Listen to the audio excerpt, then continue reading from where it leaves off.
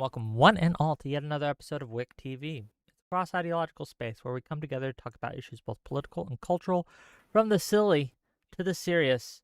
Today, we have a show for you tonight. One of our guests is on their way. They're having a little bit of a connection issues, but worst case, they'll join us on their phone. Lonerbox, she'll be here shortly. But in the interest of timeliness and respecting everyone here on my panel who has shown up on time, we are going to just get into it. Today, we are going to be talking about liberalism and populism. Ryan, our guest of honor today, recently did what I thought was a very thoughtful video on the subject, and I thought it would make for a good discussion. And we've brought some people in who disagree and some who agree. And we're going to start by giving the mic to Mr. ReasonRiffs here. Tell people who you are, what you do, why we should listen to you, and then we'll just kind of go around, give each short introductions, short opening thoughts on the subject, and hopefully by the time we're done, Lonerbox will be here and we'll start. So go ahead, Reason. Give us what you got. Yeah, during the day I'm doing physics, research in statistical physics, and I often write for the pragmatic papers in the evening, and I'm very interested in politics, political philosophy, and a whole host of other subjects. So yeah, please follow me on YouTube, on X, and yeah, feel free to DM me if you want to debate.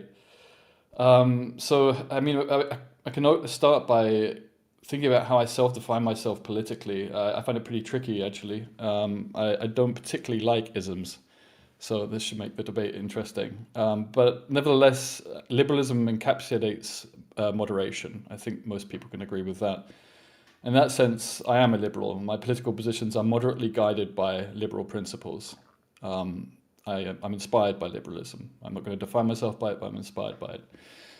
And at the hearting beat of liberalism, one of the reasons I like it so much is that it's a pragmatic system for correcting error. It protects pluralism, open discussion, the marketplace of ideas, which is something we were discussing last week, is a key and important part of our democracy. Individual liberty, the openness to all classes, expert groups, it appeals to science, it appeals to changing direction. Populism contradicts that. It claims political legitimacy through a simplified model of unity, the people versus an elite, and an enemy, some enemy, boogeyman, that must be defeated. Subtleties, noise, doubt are all averaged out in a simple us and them narrative. This activates a dangerous psychology that's been studied, which is an us and them psychology, that liberal pragmatic politics is actually meant to restrain and fight against. So there's a contradiction there. And I think that's kind of at the heart of today's debate. Okay, we'll get into it, I'm sure, as we go. Mr. Ryan, please tell people who you are, what you do, why we should listen to you, and your thoughts on the matter. Go ahead.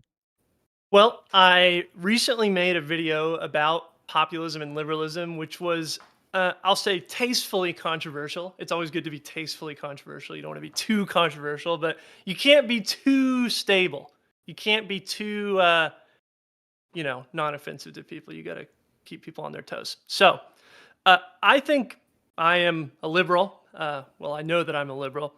And I think whenever we look at the history of liberalism, it's interesting knowing that both of the people that Soy and I are going to be talking to today are British, because I think there might be an interesting clash of traditions here. In the United States, nobody called themselves a liberal. Nobody called the political tradition that they were part of liberalism until FDR. That was whenever liberalism became a systematized political thing. Before that, people called themselves progressives, people called themselves Republicans or Democrats. People called themselves populists, even. We had the Populist Party before we had FDR's New Deal. And even in the American Revolution, we didn't call ourselves liberals. We called ourselves Whigs and Tories. So, but of course, in the UK, the Liberal Party emerged before the New Deal in the United States. So it could be that there's an interesting clash of tradition here. But in the United States, the birth of liberalism as a distinct system was in FDR's New Deal, and I think that was populist. That was a populist movement. I think we can look at the antecedents to modern liberalism in the United States, and we also see populism. The abolitionists were very frequently engaging in populist rhetoric about the slave power is what they called it, the Southern elites that were controlling the U.S. federal government. Before that, we had the American Revolution. Thomas Paine, the man whose pamphlet inspired the common people to fight for the American Revolution, he wrote Common Sense. That's about as populist as you can get for naming a pamphlet in 1776. He said in that pamphlet that of more worth to society is one honest man than all the crowned ruffians that ever lived. That's populist rhetoric. I think today we see populist rhetoric being used by liberal politicians to great effect. I think one example that I highlighted in my video was John Ossoff. He was the first, one of the first Democrats to start saying like the Epstein class. I think that's pretty unambiguously populist. He always talks about how the Trump administration is an administration by and for the richest people in American society, and I think that's objectively true. There's a certain degree to which being afraid to talk about the degree that the wealthy and powerful have control over the current administration because it sounds populist is to just deny reality. But I'm sure we'll get into that, and I don't want to take up any more time. Well, thank you for being here. And just so everyone's aware, I have a link to the Ryan's video in my YouTube description after the show. If you'd like, check it out. It's worth watching.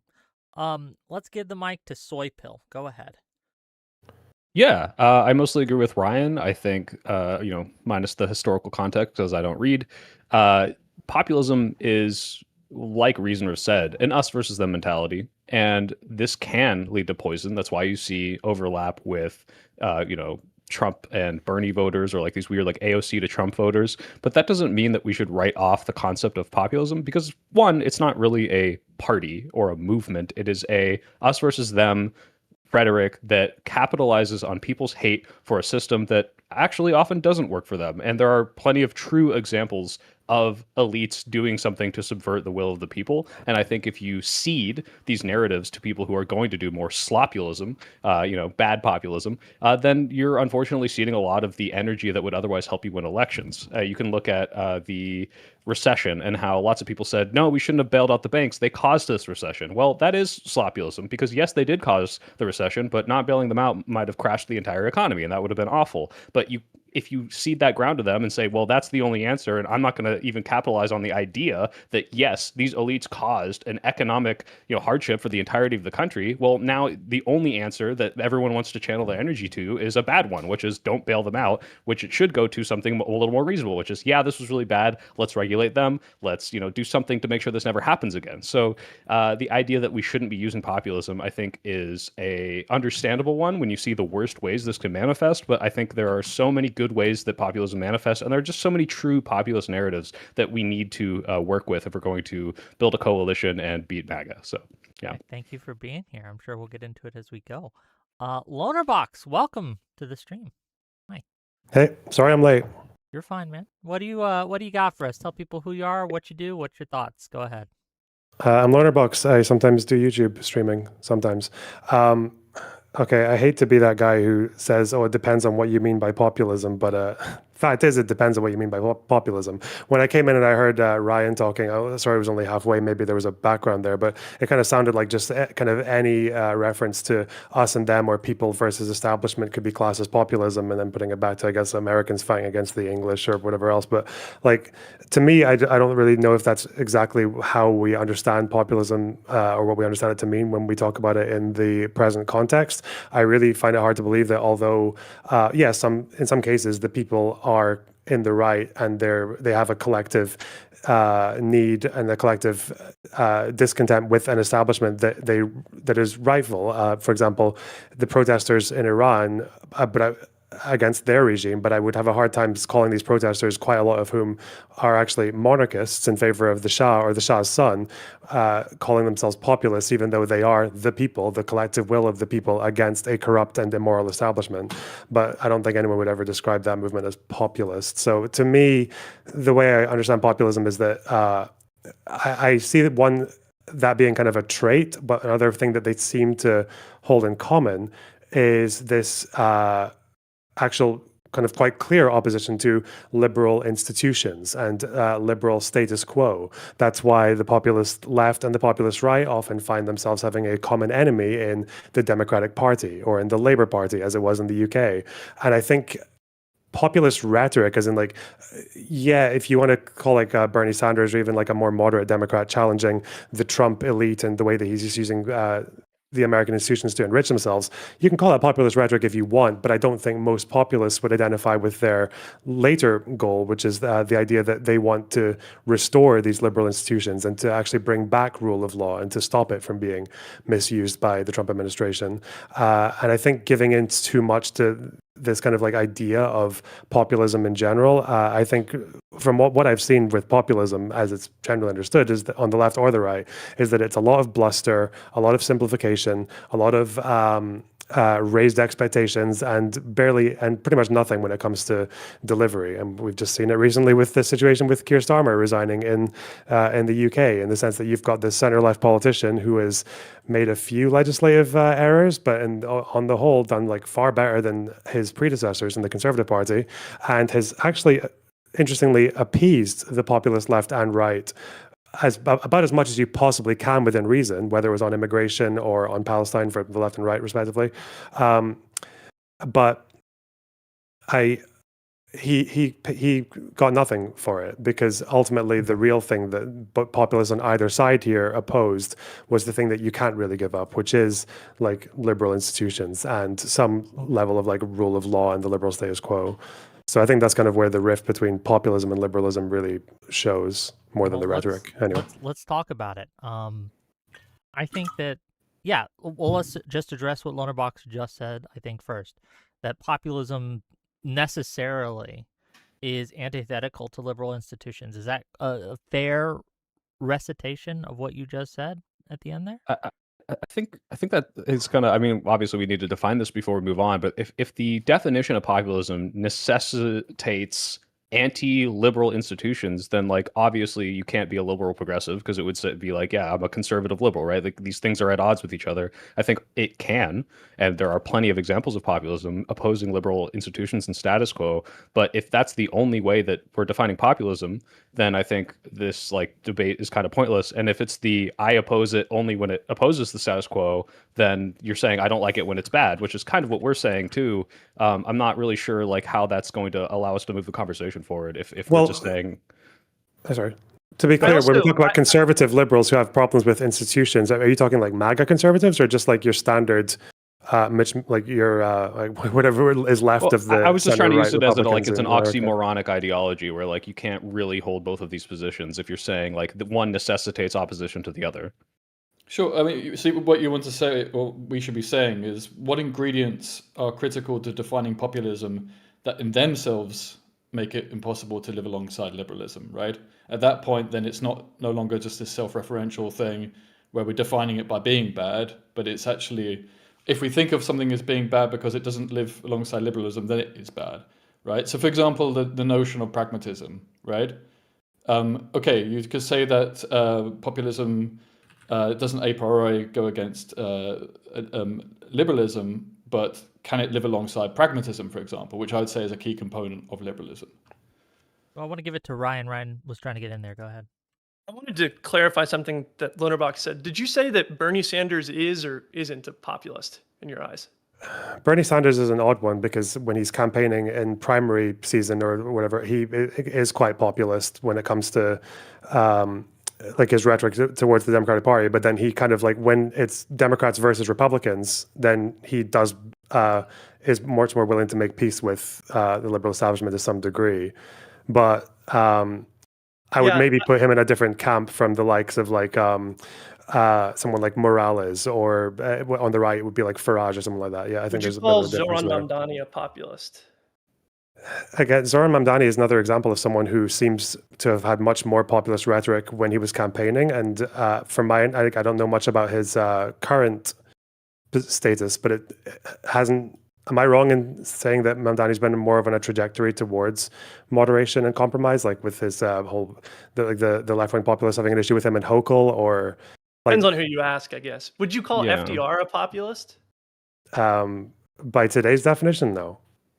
I think that if you're excluding all of these people from your definition of populism, I think it's not a very useful definition of populism. I mean, any definition of populism that I saw come out of the post 2016 moment explicitly included like people like Bernie Sanders, just to make the point, and people like Jeremy Corbyn, to make the point that like there was this sort of broad-based populist swell kind of across the political spectrum. So I think whenever you're talking about this isn't a definition of populism that anyone would understand, I think your definition of populism is much too limited. I think if a definition of populism that doesn't include people like Bernie Sanders and FDR is a definition of populism. Well, to be clear, it can involve Bernie Sanders quite easily, but would you not also I mean, agree? you Well, seem like say you weren't for example, would you not say Bernie Sanders is a little bit different when he is on a primary like season when it comes to his rhetoric against the more moderate wing of the Democratic Party versus when he's going against the Republicans? I think that Bernie Sanders and the millionaires and the billionaires rhetoric is classic left-wing populism. I think most people would include him in that category. Yeah, I don't think that's a hard one. I mean, it's appealed to some people, but do you not think that perhaps some of this populist rhetoric of Sanders may have actually held him back from a certain part of the voter base? He could have had the same policies, but without the populist dressing, right? Maybe so, but that's a different question. I mean, whether or not it's electorally effective is sort of a different question. Well, I'm appealing to you on this part, saying that he's at least had some populist phases in some of his rhetoric and the way he's campaigned. But it also begs the question whether we should consider that actually successful in the long term. He doesn't seem to have had as much success as he could have done potentially, right? Sorry, I mean, we can definitely talk about whether or not it's effective in a campaign, and that's an important discussion to have. But I think what we're talking about is whether or not populism is or is not compatible with liberalism. Yeah, I want to answer your question, Lonerbox, because you're like, yeah, does he say more radical, more populist things during the primary? Absolutely, because he's trying to differentiate himself from the other candidates in the same way Zoran did, but the same way liberals will be like more gung-ho on like healthcare. Like, you know, go back to the 2020 primary, how many liberals were all raising their hand for Medicare for all, for, funding illegal immigrant healthcare, things like this. But like they obviously tone this down when they're in office, like in the same way Zoran is going to mediate a little bit and work with someone like Hochul, the same way Bernie Sanders is going to work with institutions when he thinks he needs to. That doesn't mean he's not a populist. And if your definition of populism is the more and most extreme things they've ever said, or the people who will never ever work with the system, then again, we're getting back to the like populism is just when it's the bad thing I don't like, which seems to kind of belie what Ryan and I are getting at, which is there's plenty of ways you can be populist and also work with systems and, you know, use both of these things without, rejecting the other. And this well, it's more that I think one more time, let Ryan, hold on, just let Ryan finish up and then we'll give it to Lonerbox, I promise. Sorry, just to be clear, this is sort of the whole kind of thesis of my video, right? Which is that we are rightly afraid of the populist movements that have emerged in the post-2016 era. They've been bad in general. I mean, the Trump movement has been bad, but it's not bad because it is populist. It's bad because it's illiberal. And I think we've become afraid of populism when the fear should be illiberalism. And I think that there's plenty of historical examples to back up that liberalism and populism don't have to be incompatible. But I jumped in front of you there, Lonerbox. Please continue.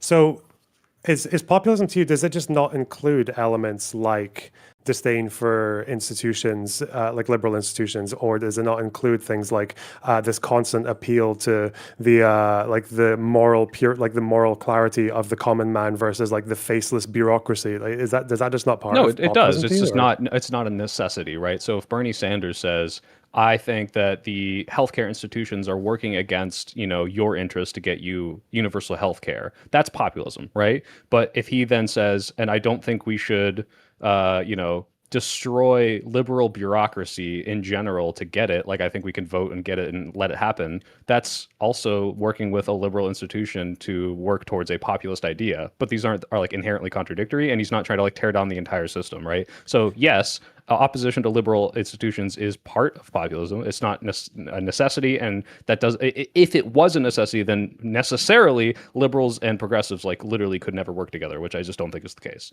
I think I would phrase it as opposition to the establishment. I think populism is generally an anti-establishment philosophy.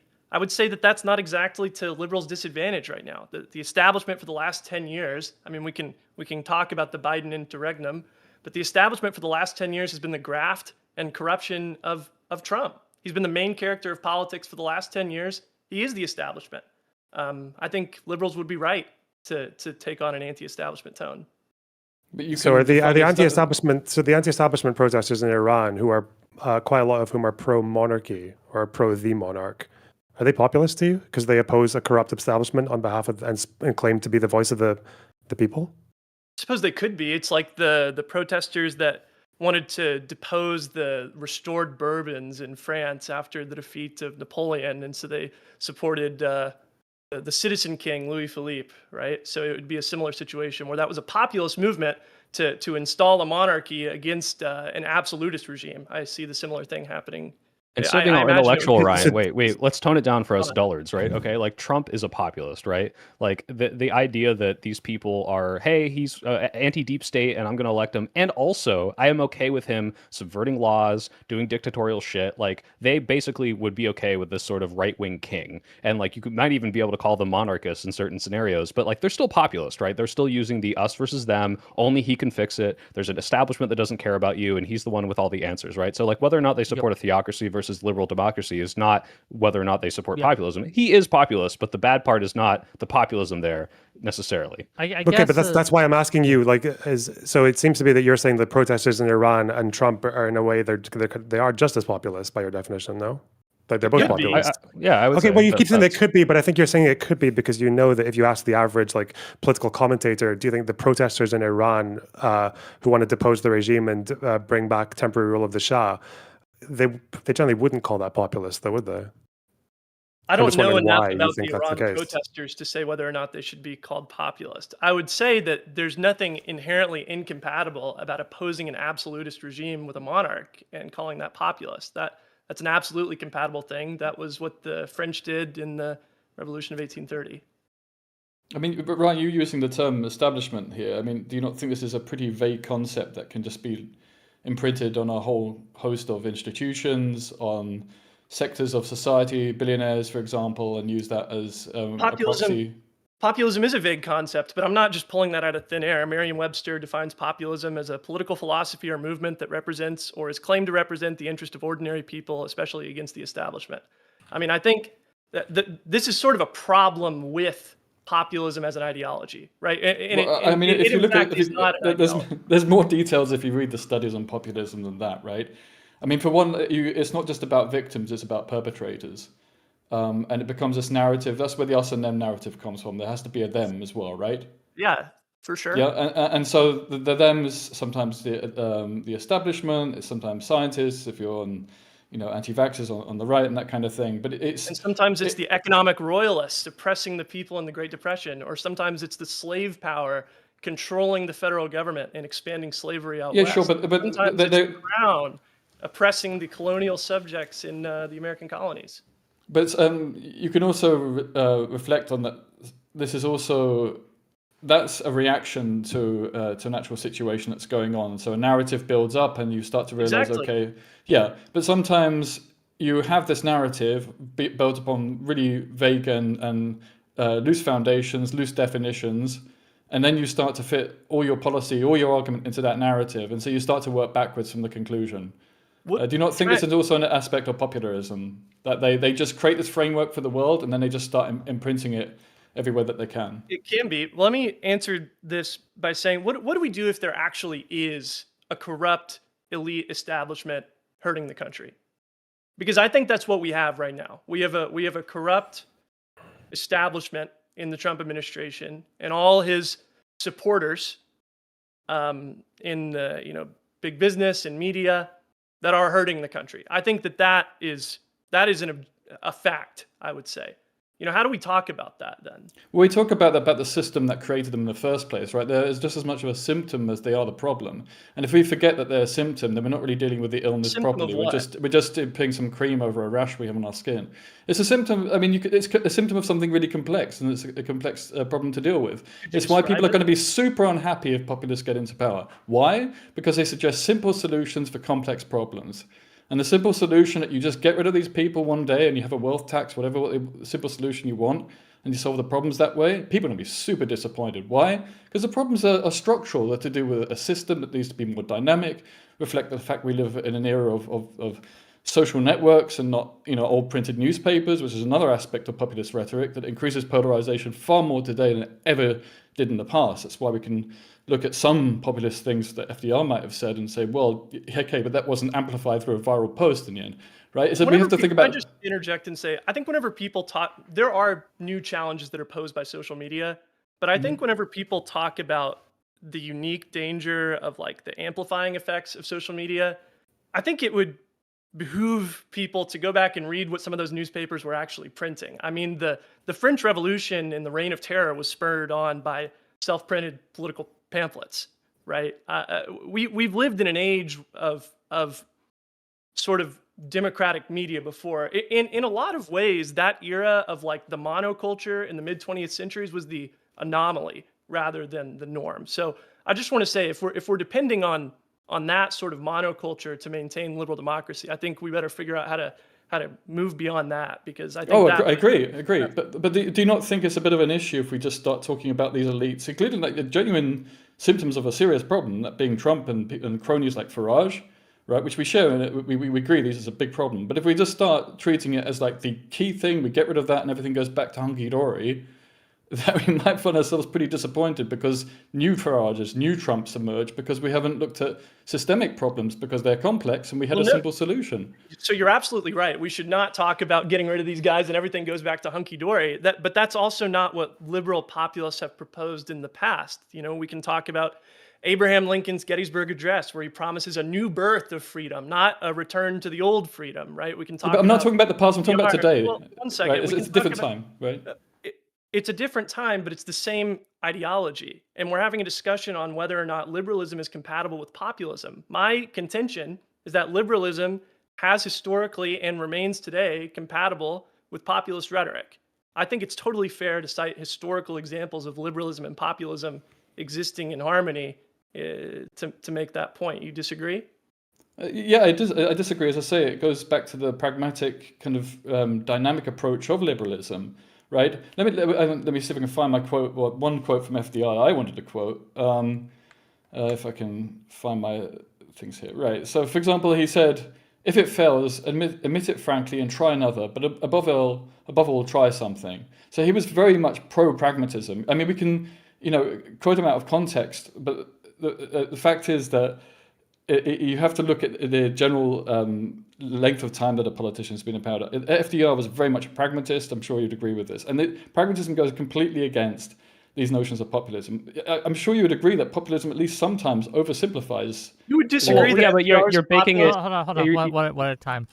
Well, I just want to say, Reason, you're baking it into the definition. Like, populism necessarily is when they do it too simple and stupid, which is like, yeah, if that is the distinguishing factor between a populist and a pragmatist, then by definition, populism is bad and we shouldn't do it. But what Ryan and I are contending is that no, populism can and does, we'll admit, offer simple solutions to complex problems, which will cause brain rot. We don't like this, but can also say, hey, here's the issue, but I'm not going to say exactly how I'm going to solve it. Like saying we need to fix healthcare is not a simple solution. It's a populist answer to we need to do something about this. That's not populism. And then you can have. Sorry, but you would seriously say that FDR is not a populist. I'd say some of his rhetoric was bordering on populist. I would say, and as I said before, and this is a subtle importance here, he was responding to a situation and built a narrative around it. Populism, from what I see, maybe it can be a reaction to something of yesteryear where there was a reason to build a narrative, but it clings on to that narrative for all its life and then plants it everywhere and just keeps doing that, even when it doesn't really fit, when there's something more complex. So for example, can I tell you a problem that I'm having here? So I'm trying to give some historical examples of liberalism and populism coexisting, right? But we've rejected the idea of turning to history because that's not pragmatic. But at the same time, No, I didn't I say feel like that. these. Well, let him that finish, is. and you can respond. I promise. Go Well, ahead. no. I mean, if that's not what you mean, I mean that's what I took you to mean. I mean, the only reason, well, there's two issues with looking back in history. Firstly, even if it worked then, it may not work now. And secondly, in the case of FDR, there's Hold on, they're plenty of not. examples. Just to be clear, what I think, and you can correct me if I'm wrong, Ryan, or mischaracterizing you. But what Ryan is trying to say is that even like whether it's effective is another question, but at least in the instance of FDR, his claim is that FDR was a liberal and a populist both, and therefore, at least on some level, they can work together. Whether it works or not, right? Whether it's pragmatically efficient or not, isn't what he's trying to get at. Is that a fair characterization of what you just? Yeah, no, that's exactly right. Yeah, that's exactly right. Your video was very clear and concise, and I appreciated that. And one aspect you did with regards to FDR is you put it in context of this crazy rise of fascism and the whole economic situation in which the US was in at the time. And this is my point, that the narrative developed out of a genuine context rather than, if FDR was still having this narrative, in the 60s or another time, then I would have said he was populist because he held on to that narrative and just continued with it. It's perpetual us and them victimization. Victimization is a key part of populist rhetoric. It's another thing. It's not because some of the description here has been oversimplified. I'd agree. We shouldn't go to the point of just saying, well, it's describing it as a bad thing and therefore it's bad. That's silly. But there are certain ingredients to it, like oversimplifying problems, or certainly we could say simplifying problems, that then start to appeal to its weaknesses. I mean, you'd agree that simplification is part of the process of popularist narrative, right? For sure, simplification is part of populism. Simplification is not always bad, though. Simplification can be a good thing. But well, no, sorry, I'm not trying to accuse you of saying that. But I hate to quiz some. Would you say like defaulting to a corrupt establishment or a corrupt conspiracy, almost like a conspiratorial explanation for a problem? Would you say that's like quite a populist tendency? If you'll.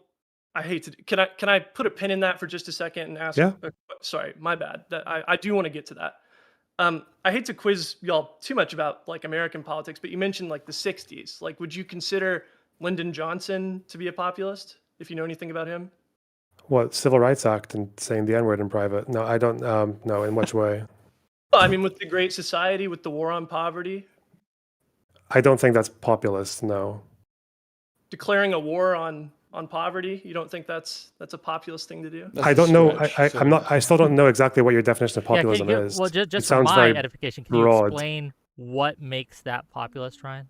Well, real quick, Ryan, like the FDR thing, like if we're like specifically baking in the elites versus common people, he literally talks about the common working people. He talked about like the economic royals. Like, to say anything but he's a populist, I think is ridiculous. I don't know as much about LBJ, but like, did he have that sort of like us versus them stuff when he did War on Poverty? I mean, yeah, for sure, but it's not super relevant. I want to get to what Lonerbox is saying. No, but just to correct something that you're saying, Soy Pill, I don't think anyone would deny, and I've read this from a few people who whatever political scientists talk about populism. They'll talk about populist rhetoric, which is obviously employing that kind of those kind of speech patterns when you're dealing with a situation where there actually sometimes is a very powerful group that is fucking over our large swathe of the population. But I don't really ever see populism as meaning like just people versus establishment, or like I think there is generally like it's like the whole thing about how you define what a game is, right? And how there are all these different variables that can sometimes come and go depending on what game you're talking about. But I think it's the same with populism. Like, a populist isn't just someone who is people versus establishment or us versus them. It also usually, but not always for each different category, will have some kind of constellation of traits, whether that is a constant like moralizing around the people versus like the morally corrupt elite, or whether it's oversimplifying problems and like defaulting or like very much veering or being biased towards conspiratorial explanations for why there are certain problems, or especially the way they define their political opponents as enemies of the people as well. That's why that's why I'll come back to the same thing. There's a reason that generally protesters against the regime in Iran, or like people in Tiananmen Square, were typically not described as populists, even though they were very people versus elite, right? Was that to Soy Pill? No, was that just to me? Sorry, I didn't know if Ryan wanted to go right away. I mean, no, I understand this, but again, it seems like you're baking in more stuff that I don't like that is very common with populism and saying it's not populism unless it contains this. And I just don't think, I don't know, I feel like that's a proprietary definition. Well, I think it just needs again, there's not going to be, you're not going to get like a perfect time of like how many of these traits are in what quantity do you need to call this populist. But like, okay, if I asked everyone in the panel right now, when Mamdani says, I like the bus system. I think it should be, we should tax the rich to make it free. That's one position. And then the second position is when he's a few years back saying that when the boots of the IDF are when the boots of the NYPD are on your neck, that boot has been laced by the IDF. Which of these two positions do you think are more populist? I don't know if you can quantify either of those as more or less populist. I mean, one is saying I want to tax rich elites to pay for the common person, which is populist, and the other is saying, hey, the establishment is using other governments to train their things in ways that come down on you, the common person, and this is bad. Like, I think both of these are populist rhetoric. And if someone told me to choose one over the other, or to say which one is more populist, I would probably say that the bus thing would probably fall more neatly under something like a social democratic or a democratic socialist position. Whereas the thing about the boots of the NYPD, in terms of its rhetorical flourish, in terms of its conspiracism, and in terms of its like appealing to this vague idea of like corrupt goings on behind the scene, like that sounds more populist to me. Like, but that's why maybe I'm less familiar with that. You said something interesting there to me. I think whenever you talked about populism as juxtaposed with like social democracy or democratic socialism, whenever I'm thinking about populism, and I think this is fairly well accepted. I don't think populism is in and of itself an ideology. Populism is to some extent a style of politics. This is why we can. Does everyone agree with this? I think this is important to actually get people to either agree or disagree with, because I think they'll be important. Does everyone agree with that? Agree with that statement that it's not so much an ideology, but a rhetorical flourish? It's not just a rhetorical style, but it's a style of politics. Fair. It's not just the rhetoric, but it's the whole style of politics. Fair. In short, it's the reason why you can have conservative, liberal, like left-wing, right-wing populists. Like there's no like coherent. Oh, it's the group of populists, because these people are going to have completely different prescriptions and policies and ways of attacking and what problems they're even talking about. Like Trump is talking about the FBI is corrupt and doesn't care about you. This is not a populist left-wing thing. This is specifically for him and saying like, this is why nothing ever gets done in Washington. Left-wing populism is going to be about blaming the millionaires and the billionaires and right. So on yeah. And so I agree that it's not. I agree it's not an ideology in itself, but it's not just rhetoric either. The nature of, because it defines this narrative, and this narrative then forces certain policy positions, and so it polarizes and extremizes the policy of the parties that embrace popularism. So it's rather than a broad range of policies, it has a very simplistic view of what needs to be implemented, and it focuses on implementing that, and it's just interested in that. It's like the Green Party in the UK doesn't talk about green policy anymore. It's just interested in wealth taxes and things along those lines. It may talk about the other things, but it mainly focuses on. No, sorry, Ryan, go. Do you think whenever John Ossoff talks about like this is a government of, by, and for the Epstein class, and this is the most corrupt administration that we've ever had, and it's a government of, by, and for the millionaires and the billionaires, do you think that's unacceptably populist? No, I think that goes into exactly what Lonerbox was pointing at. There's a really good paper called The Populist Zeitgeist by Muda. And he emphasizes that you can liberal movements can still take on occasionally populist rhetoric, but it doesn't make it populist. And that goes back to, I mean, I agree with Soy Pill's point that he's made twice now, that we should be careful about just boxing it into a definition in which it can't help but be bad. But at the same time, we have to be careful about leaving that box too open and having this very vague concept which just everything can be populist, right? And I think one of those key... I don't think everything can be populist, but I think populism is about alleging to represent the interests of the common man against a corrupt establishment, elite, so on and so forth. How you define those things, how you define the common man, and how you define the elite or the establishment is what makes the difference between left-wing, right-wing, or liberal populism. It's a victimhood, and there's a perpetrator. It's not some natural disaster, but there's actually a perpetrator. So these are key ingredients, sure. right? Yeah. Sure. And within that narrative, do you not think that populist movements at least tend to, maybe it's again about a collection of properties and not everyone has the exact property. I think that was a great kind of Wittgensteinian approach of Lonerboxes just then. Do you not think that often that narrative then starts to define policy and the way the world is seen within that movement, rather than looking at how the world is and then being dynamic in the approach of realigning that narrative to fit when circumstances change? Do you not think there's a lack of dynamism there among populist movements to change that framing? Could you give an example, maybe? Well, not to appear, well, we can look at, it's easier on the right because we had far more right-wing populist movements, right? That, for example, when immigration levels change in the UK, they still complain, and they'll just start lying through their teeth because they can't admit to the change of the reality. So they have this narrative, and so they now have to start fitting with what little possibilities they have, how there's still this amazing flood of migrants, even though it's starting to go towards record lows. It goes below the number that's economically optimal for the UK, but they don't talk about that. They just find more excuses to fit that view. Right. Reason, maybe could I give it a... Oh, sorry. Go ahead. Sorry, yeah. Can I give an American example? Maybe because fuck British politics. Who cares? No. Tell me if this is what you mean. Like anyway, AOC running as a populist, very much an us versus them. Elites don't care. Billionaires, very much Bernie rhetoric. And as she gets into office and has not, solved all the issues that she campaigns on. Obviously, she's one House member, but like there are a degree of the left wing populist movements that are turning against her because they're like, oh, you're too establishment now. You didn't solve all these things. Your easy answers or easy, solutions that you profess didn't solve everything. And so this kind of like has poisoned their brains into thinking now this person's not good, they're against me. And that's like the danger of the populist like rhetoric in general, how these things like get co-opted into turning otherwise populist people into bad guys. Is that kind of what you're getting at? Well, that was my initial point about the kind of, I'd call this sugar rush politics, where you say something and you have a kind of a framework that's really, really appealing, and you get a very strong support. They're often very vocal, so they sound bigger than they are in terms of numbers. But then they get unhappy later on. Either you're in power and you try and implement things and things don't work out, or it's just unsustainable, or you realize that there needs to be pragmatism in your politics. I think the change in AOC is absolutely fantastic, and she's becoming a great politician. But yeah, I think part of the problem was actually she relied upon populist rhetoric to gain an audience at the beginning, and that's now become quite negative for her in the longer term. I think she could have done better if she hadn't appealed to it so much to start off. Do you think she would have been able to win that primary originally in 2018 if she didn't run as a populist? There's a whole host of... To unseat the Democratic whip, I think. And we have to be careful with history, trying to frame it as some science experiment where we can change one variable and then say, oh, what would have happened otherwise, right? In either way, right? I mean, but I would say that there's a whole host of people who would have voted for her if she wasn't so populist.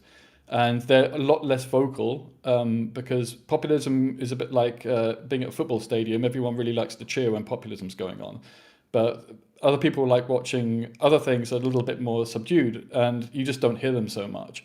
This is why populist movements can seem really, really powerful, because a lot of them are, saying how wonderful the movements are, but when it comes to voting time, a lot of them disappoint at the ballot box. Not always. Well, yeah, but she won as a populist, so that's not really. Yeah, I mean, this is the point that I'm making. I would completely support that approach. So I think Democrat politicians, maybe that is their answer: is just be a populist for the ballot box, and then once you get into office, disappoint all your populist voters and actually just do a decent job as a politician. So hold on, but she's not a populist anymore. Your advocacy here is just to lie to the public. It's not even lying, because okay, maybe a more serious point.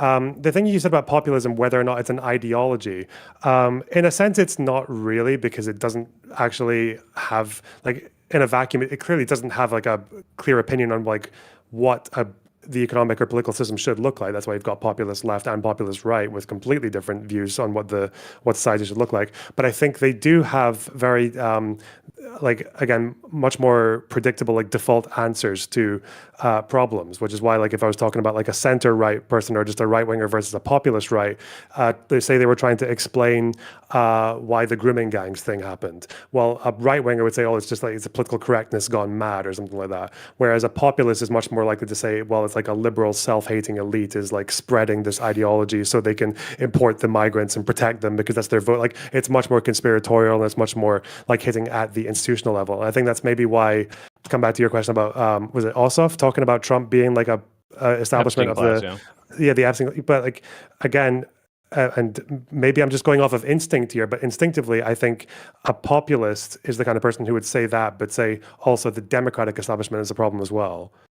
Whereas I see someone like also who's clearly trying to replace that like Trump establishment with a democratic establishment, and is fine with the democratic establishment to at least to a degree that a populist wouldn't be satisfied with. But I don't know if either of you would disagree with that. I mean, I would disagree. Oh, sorry. Go ahead. So I've been talking Ryan, too much. No, Ryan, I'll go real you quick have and then something undo you. actually to say. Soy Pill can wait his turn. Okay. I mean, Ryan. I would disagree that a populist is necessarily against the establishment of both parties. I mean, I don't think that's a necessary component. You have to frame your political project as against some kind of establishment and representing the common people against some kind of establishment. But I don't think it's necessarily. I think that's the key thing. I don't think that there's anything about populism that requires you to be against the establishment of both parties. Would you say someone who is like John Ossoff? Well, yeah, say John Ossoff using his rhetoric against the MAGA. Is he more or less populist than someone like Kalinske? And why less, is because Kalinske is going to have more, like, encompass more people in Kyle what the elites Kalinske, are, the political right? person? Yeah, Kyle. The one who I stole thought we were talking my about a meme. politician.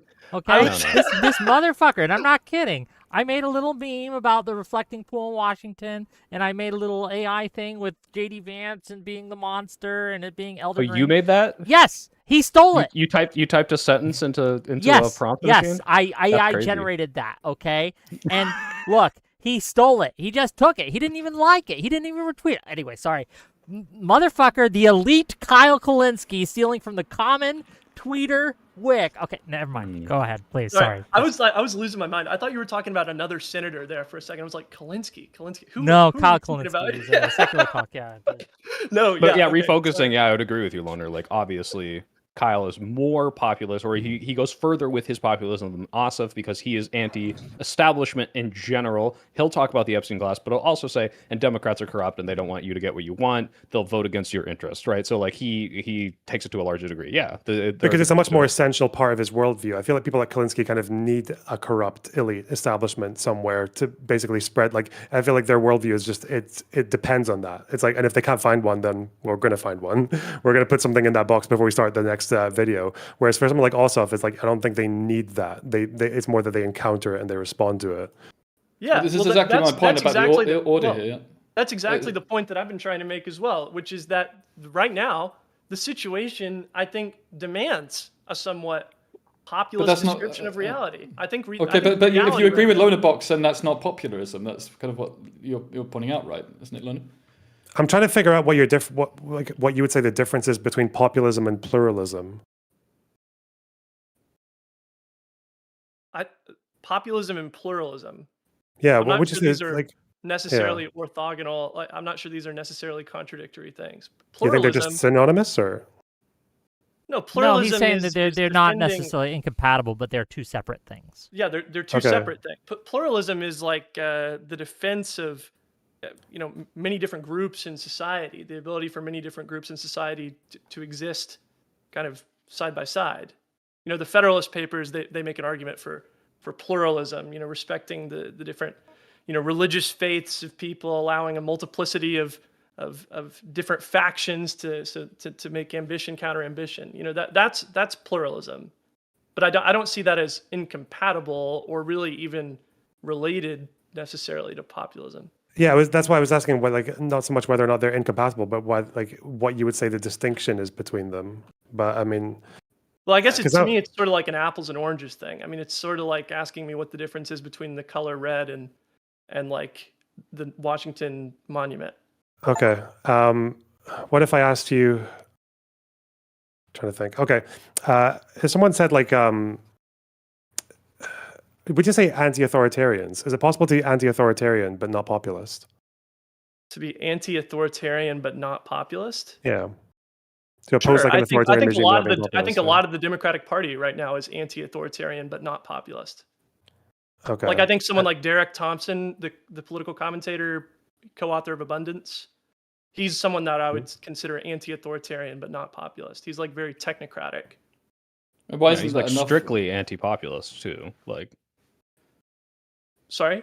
he's like strictly anti-populist. Like Yeah, in yeah. the example you give He in your video, yeah, with his yeah. quotes. He defines himself as not populist, like So explicitly. why isn't that enough of a narrative? Why do we have to? I mean, the missing ingredient here seems to be that populism has this very strong emphasis on a definition of an establishment and does not change that. Is not dynamic to that as time moves forward.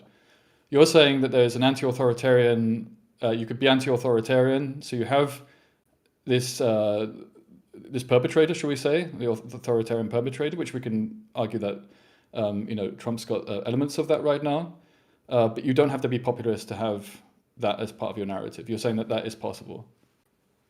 I'm sorry, I was reading a super chat. I missed Okay. I missed the latter half of that. My bad. I'm saying that you agree that you can be anti-authoritarian and not populist. You can be anti-authoritarian and not populist. Yes, yeah, for Yes. sure. I think that's a Okay. lot of the Democratic Party right now. But this abundance Okay. guy you mentioned, it was because of like he was more of a technocrat.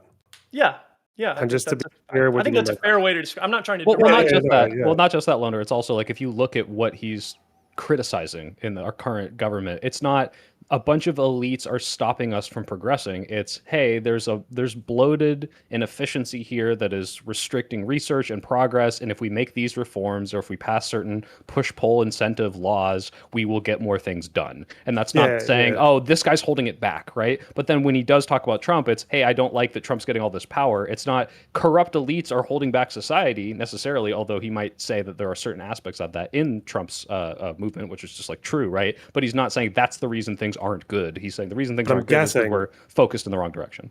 But I'm guessing if push came to shove and you asked this person, like, do you think the Trump administration and all his crony friends like are a corrupt elite that is holding progress back? Would they say yes or no to that? Yeah, they don't think would, but that's not how he defines like how to fix these things, right? Like he would say, I think Derek Thompson. So your definition of how to fix things does inform whether or not you're a populist.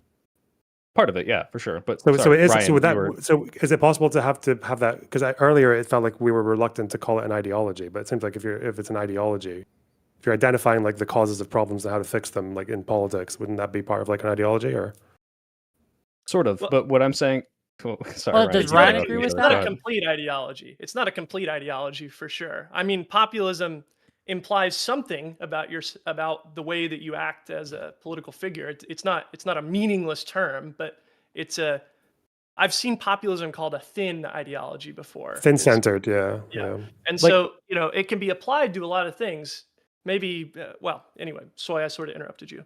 Yeah, it's fine. Basically, like, yeah, him identifying that there are elite people that are against the common good isn't like that's populist in and of itself, but he would not describe this is the reason things are bad right now, right? He would say, like, he would have released Abundance 20 years ago before Trump was ever in office and said, like, these are the things we need to fix. This is like a supplemental thing that's on top of it. That's like, okay, yeah, maybe this is populist rhetoric to address the current administration and what it's doing. But I don't think that he would define himself as a populist because this is not prescriptively how he views the world, right? Well, so and he definitely, I've consumed a lot of his content. He's definitely before said that he rejects basically any narrativization of politics. He doesn't like really any of it.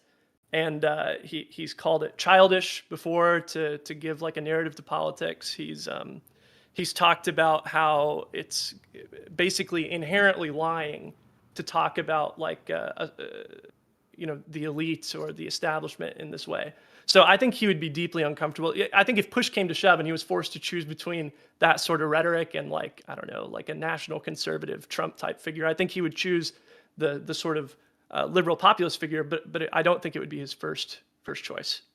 That's for sure. So maybe to ask us a couple more simple questions just to make sure I know exactly where we're coming from. So when Bernie Sanders says we should have universal health care and we don't because the billionaire class is like interfering with allowing the common people to have their true will like realized or whatever the fuck he said, like would you say that that's like a good example of Bernie Sanders like doing the populist thing? Yeah. Okay. And whereas when he says vote for Biden to keep Trump out because Trump's a threat to democracy, would you say that's equally populist or less populist or more? way less, yeah. Okay. I think it's less. Talking about how he's a threat to democracy, I think is a little populist, but it's sort of a little populist. It's not nearly as populist as like the other thing about healthcare. What if he said he's a threat to our hold on, now I democratic have a question. institutions? Would that be Oh, go ahead. populist? Finish Lonerbox. Yeah. No, well, so little that it's probably negligible. But talking about how Trump is a threat to democracy or calling Trump a fascist or an authoritarian, inherent in that is this guy is trying to take away your voice, your democratic voice. So I think that can be framed in a populist way, but I think the way that you framed it there, talking about like he's a threat to our institutions, no, that's not populist. Even if it was, yeah, okay. What do you think about that, Soy Pill? No, similarly, yeah, like if you're like, hey, you are the people who should be deciding, and instead this guy wants to come up and tell you that your voice doesn't matter. He wants to steal the election. That's like a populist framing of Trump's, like draconian sort of policies. But you can just say like, hey, this guy's trying to subvert the Electoral Count Act, and that's bad. Like that's the same not really thing, populist. but it's not really a populist framing, and you're not like pushing this as a populist thing to capitalize on people's anger. You're just like, hey, this guy broke the law, isn't that bad? Like that. These things are the same point, but they are, one is framing it populist, one is not, which is why. Or if they say it's like a core American value, or it's like a part of this country's history, appealing to the status quo rather than saying it's because of an elite. Like you're attacking the exact same problem without making it populist. Well, this is why I'm circling back to the. This is so I just want clarity. Let Loner finish. Let Loner finish because he's. Yeah, I'm just finishing off the. I'm just finishing off the thought because I'm basically just circling back to the idea that like, this is why I think populism, at least like, or it seems to be the more populist you are, then the more you are going to be opposed to like liberal institutions typically. And when you're not doing that, then you're just being in that a bit less example. populist. If we're talking about the liberal institution of democracy, like, hey, everyone should have a voice. That's a liberal idea. This is populism by saying this elite is trying to subvert the institution that gives you all the voice. I don't think that's an opposition to the liberal institution. And it's not saying, hey, we need to come in and have like a direct democracy, or we need to come in and do some like extra super populist sort of like voting system to get over this. It's very much a, hey, here's a populist framing of defense of a liberal institution. And so I don't think that like necessarily by becoming more populist in that framing, which we agreed was the same concept, the same problem being attacked by different views, has now made this one more anti-status quo, really. Yeah, this is why I'm just not sure about this understanding, because that sounds like if saying it. Did you just to clarify? Did you say that someone who states the idea that everyone should have a voice, that's a populist idea? If you're framing it as by subverting this election, this elite, he's corrupting the status quo. He is taking this institution and subverting it to take away your voice. I think that is, yes, populist. Okay, Yeah, but the idea in and of itself, if you live in a monarchy and you're saying we want one person, one vote, this is not populism, or it is? No, I think if you live in a monarchy, you are agitating against the establishment by saying one person, one vote. I mean, presuming a real monarchy here, not like a British style like constitutional monarchy. But saying one person, one vote in the 1820s in Germany, like yeah, I would say that's a pretty populist thing. In fact, that would have been radical back then. Talking about giving women the right to vote and such. But would it be populist for a historian just to simply state, well, Trump in the past has tried to steal an election, so I think he's going to steal an election in the future? Is that populist? For a historian to just say that? Well, yeah, based upon a historical precedent, just simply pointing out as a matter of fact. They think it's a likely trend that someone would do this. Is that populist? I don't think so, no. I don't think a historian catalog. Well, I don't think someone saying Trump tried to steal an election is and therefore will steal an election in the future. Yeah, but I'm making projections. Well, I think that depending on how it's framed, very well may be populist. You could imagine a politician saying Trump tried to steal an election and he is going to try and steal an election again. But is it necessarily populist? Not that it could be populist, but is it necessarily populist? Yeah, Ryan, it's definitely not necessarily, right? Because you and I would agree, most of the Democrats fighting against and using this rhetoric are not like populist Democrats. They're just saying like, hey, Trump's bad, let's stop him, right? We're circling a bit. I do need to make a little money. Let me read some of these super chats, and then we'll kind of get back into it. I have a question for Ryan and Soy Pill, and then I have a question for Lonerbox and Reason. But let me read. There's just a couple. $5 from my listening library to say FDR crawled so Bernie could walk, so Zoran could run, so the next one can run us off the side of a mountain. Love the content and the cast. Well, thank you for that. Is that a wheelchair joke? So ask him if that's a wheelchair joke. Is that a wheelchair joke, my listening library? Pay me money and to answer your question. I don't know. Ratman, 42, says for $10 says populism is just a tactic. It's the post-truth nature of the populism that matters. If you give up on the cohesiveness of the narrative / lies, it depoliticizes people and derails discourse.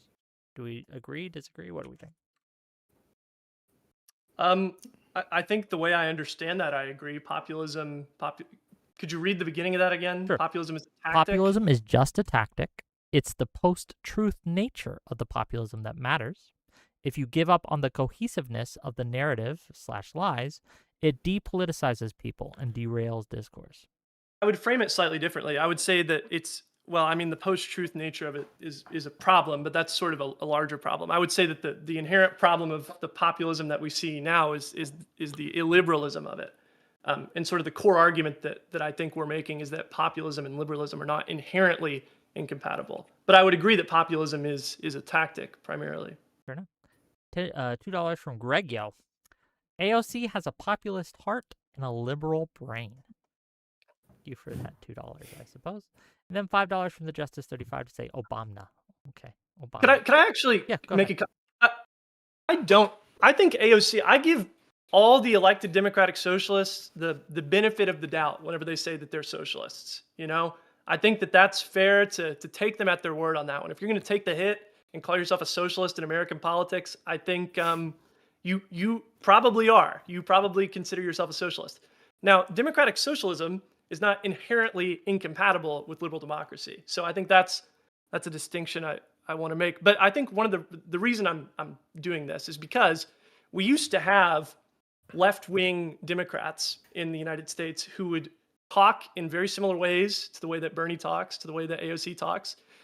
Before Bernie was talking about Medicare for all and a nationalized healthcare system, we had Ted Kennedy was talking about, as awful as he was as a person, he was talking about nationalized healthcare back in like the 80s. And I think the disappearance of that sort of openly like New Deal redistributionist wing of the liberals in the Democratic Party is part of the reason why there's so much demand for democratic socialist politicians. But and that kind of leads to my question. I'll get to the other super chats later. Don't worry, gang. I'll get you guys. But that does lead to my question for your side. Like bringing up FDR, and we can point to the New Deal, but you also have to realize he also engaged in one of the most horrific acts that we have seen in America in the modern era, the Japanese internment camps, right? Would you say that FDR bringing up internment camps means that FDR means that liberalism and internment camps are compatible? I would disagree with you if that's your point, right? So I guess the argument that FDR did this, so it must be compatible with liberalism. Square that circle for me.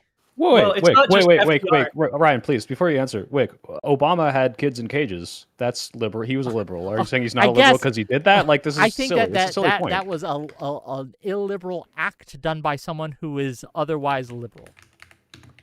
Okay, and you can say the same thing about FDR. Sorry, go ahead, Ryan. I think the difference is, sorry, I had to burp there. I think the difference is you can look at lots of different eras in which liberalism was ascendant in the United States. We can look at and I know, we don't love to talk about history too much, and, I respect that opinion, but we can look at the American Revolution, and we can see populist rhetoric. We can look at the lead up to the Civil War, and we can see populist rhetoric. We can look at the New Deal, we can see populist rhetoric. We can look at the Civil Rights Movement, we can see populist rhetoric. I think populism as a tactic for pushing an expansion of freedom against an elite that's depriving people of freedom is part and parcel of the history of liberalism. And I would say that internment camps are not. Fair enough. Any response from Reason or Lonerbox to that, or Soy Pill for that matter? Well, I think bringing up the New Deal is as if these kind of policies are inherently populist, I think is a little bit of a long shot, really. I mean, you can still bring up these types. New Deal populist? And I thought we were talking about rhetoric here, not the policies underneath rhetoric. I mean, if you're saying that if you're saying that populism is about rhetoric, I mean, it's not necessarily about the policy, right? Well, I think what I would say is it's a style of politics. Populism is a style of politics. So that includes rhetoric, but it's not exclusive to rhetoric. Yeah, saying a billionaire tax. This is a populist policy, right? It's these It doesn't have billionaires to be need though, their right? wealth redistributed to you, the common man, right? Like the No, it policy can be be populist. populist. Yeah, It can be. It can be. Sure. Okay, but a lot of things can be, but it doesn't mean to say we're defining it by this, right? So, I mean, you can have New Deal type policies. Like if Biden could have brought in aspects of the Green New Deal that's been suggested, right? I think he would have done if he had more power, probably. We can talk about hypotheticals another day, but it doesn't make him populist for implementing some of that policy. So I think the idea that these types of policies are contingent on some populist movement, I think is a bit of a long shot. It's that then you are starting to create an ideology around it. It's either an ideology or it's not. Well, it's a thin ideology.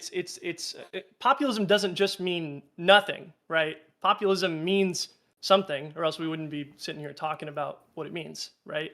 It's about a kind of narrative. It's just that it's not inherently. It's not like socialism, which is an ideology committed to worker control of the means of production, right? It's not fascism, which is all in service to the state. It's not liberalism, which is about liberty, equality, fraternity, whatever your definition of liberalism is. Sure, but you can't give it ownership of policy. That's my whole point, right? Because then you start to suggest that certain policies would fall within the remit of populism. But I'm saying, well, no, you could argue for this policy in a much cleaner, more honest way without the populist narrative. I think some policies lend themselves more easily to populism than others. Can you give us examples? For example, like a bill to restrict voting rights to people who to people who hold property, to people who own a house. One could frame this in a populist way, but I would say that would be a lot harder to do than someone who was trying to expand voting rights to a one person, one vote situation. So I would say it would be possible for someone to try and say, the true people are the people that own the house, and they should be the ones that... They'd be like, the corrupt elites are spending money on these people who don't really care about voting and forcing them to vote against your interests, and so we're restricting those. Like, you could make that populist. It would be very difficult to spin that way. So that's what I mean when I say certain policies lend themselves more easily to populism, but you can try and use a populist framing to sell almost anything you want. Do you not think that populism sometimes potentially destroys the potential of those policies being implemented? Just a housekeeping thing. Through I gotta take a thing real quick. No slurs. I'll be right back. But yeah. What were you saying? Sorry. But I mean, some of this populist rhetoric really destroys the ability for some of these policies to be implemented or to even be discussed because they become so polarized. The wealth tax is a great example, right? So if you look at the details of a wealth tax, I mean, you really should take capital flight into consideration and the kind of taxes that could be plausible, right? There's some money that some governments could raise, okay? But it's not going to be groundbreaking. So it doesn't really fit into the populist narrative to say the Green Party in the UK that lives and dies by a policy like this, because it could help a little bit, but it's not going to help a great deal. Now, it's been associated so strongly with the Green Party in the UK. I mean, the Labour Party can't touch it. It's not going to be that much of a mainstream discussion because it's become associated with that populist movement. And so they've actually lessened its chance of being implemented. Do you not think that happens? I mean, that's just one example. I can go through some more if you want. I mean, I think that is a problem that isn't necessarily unique to populism. I think that's a problem of political polarization generally, which is yeah, sure, okay, but I mean, polarization. What's more polarizing than populism, right? Us versus them, people versus the establishment, the corrupt elites, the corrupt institutions. They can be tied together, but polarization, I think, goes back further in American politics than the current. Okay, but populism is a pretty strong vessel for polarizing public. You could at least admit that is a potential weakness of populist rhetoric. Yeah. I mean, populism can be polarizing. Yeah, absolutely. Like AOC's former supporters that now hate her because she's not as populist as they would like. Or for example, I mean, whenever no one said it better than FDR whenever he was talking about how the business community was reacting to his policies. He said, I welcome their hatred. He polarized the business community, the rich, robber barons at the time. He polarized them against him. It was very polarizing in politics at the time. I mean, there was almost an attempted coup against FDR, the business plot, they called it. Maybe I'm just, again, you can have a go at me for just stealing from like political scientist definitions or appealing to authority or whatever. But like, when I think of the populism that we see today, or the people who are defined as populists, like typically, then it does seem to ring like with this definition from Werner Muller, which is just this idea that like populists, the polarization is not an accident, because populists, like according to this guy, like is that they do claim to have like the exclusive moral representation of the people, which means like if they're the only collective, like authentic voice of the people, then that does mean that everyone else is like some kind of illegitimate or some kind of like corrupt or some kind of like part of the establishment, which is also why you see these issues with like with Green Party again being asked like, would you form a coalition with Keir Starmer? It's like, absolutely not even to keep reform. We'd never touch that like cog in the Zionist machine, right? Because like and he couldn't, right? Because if he said he would, he'd lose all his supporters, right? That's the whole issue. The same reason that like despite the common interests of like people like restore, reform conservatives and all that, they're always at odds with each other. I think if a Democrat were to say the Trump administration and the MAGA movement does not represent the interests of Americans, is not the true voice of Americans, they've taken you for a ride, they've swindled you, they're defrauding the public, they're all these things, they're representatives of the billionaire class, of the business interests, of the Epstein class, whatever. I think that would be a correct thing to say. So I don't actually have a problem if that. What do you think the difference is between a Democrat? It's like a standard. It's like also for someone, say a Democrat saying that, like your standard Democrat saying that about Trump, and the Greens saying that about Labor, or Reform saying that about Labor and Conservatives. Like, what do you think the difference is to me? I don't think it's true. I think in one case it's true. Well, not just that. No, not necessarily the truth. No, that's a pretty important part. No, I know, but that's not what I'm asking you though. Yeah, I know, but that's not what I'm getting at. Like. I think there is something to be said. Like, I don't think a standard Democrat would claim to have like exclusive, like to be an exclusive moral like representative of the people. I think like a Democrat would probably say like Biden's speech, right? Remember Biden's speech about the MAGA conservatives or the MAGA Republicans? He is saying that they can share a country with regular Republicans, with moderate Republicans. He drew a specific line at the anti-democracy MAGA right wing. And I think that's maybe the difference. Whereas I don't think you see that from your standard populist, where they think that there are like other moderate like groups or parts of the establishment that you could actually, that can represent the people from time to time. Like they would accept a defeat. Didn't target every single Republican. He targeted the economic royalists, right? I mean, I don't think that's a particularly unique thing to say, like, because I mean, it's a democracy. You want to try and bring as many people over onto your side as possible. You don't want to demonize the entire other side to the extent that MAGA has weaknesses. I think that's one of them. Okay, so again, and I'm trying not to do this by like the appeal to authority, but so do you think that distinction is useless then? Do you think like there's not any value in saying that like it's probably when people claim to be representing the will of the people, it probably matters when you have particular groups, which I would call the populists, who claim to have an almost exclusive moral representation of people. After you answer this, I do have a question for Reason and Lonerbox, but go ahead. Sorry. So the question is whether or not to be a populist. Like, Loner, is the distinguishing factor whether or not they have the moral authority as the only I can fix it sort of thing, the same way Trump is? Like, that's what's distinguishing you, or how you're distinguishing maybe like an average Democrat versus like what you would call a populist, which are these people like, Democrats don't get it, only I get it. Like, I am going to solve this corrupt system. Because what I see from populists, whether it's left or right, and maybe you can find an exception to this if you want, like in the current day, but like, yeah, that's what I see. Because even Trump goes to the point that he can't even work with like rhinos, right? Like his moderate Republicans, he has issues with them as well. So yeah, but whereas a Democrat who says Trump does not represent the people, most Democrats are not going to say we're like a moderate Republican could never represent the American people. Most of them would probably say that they can share a country with moderate Republicans, right?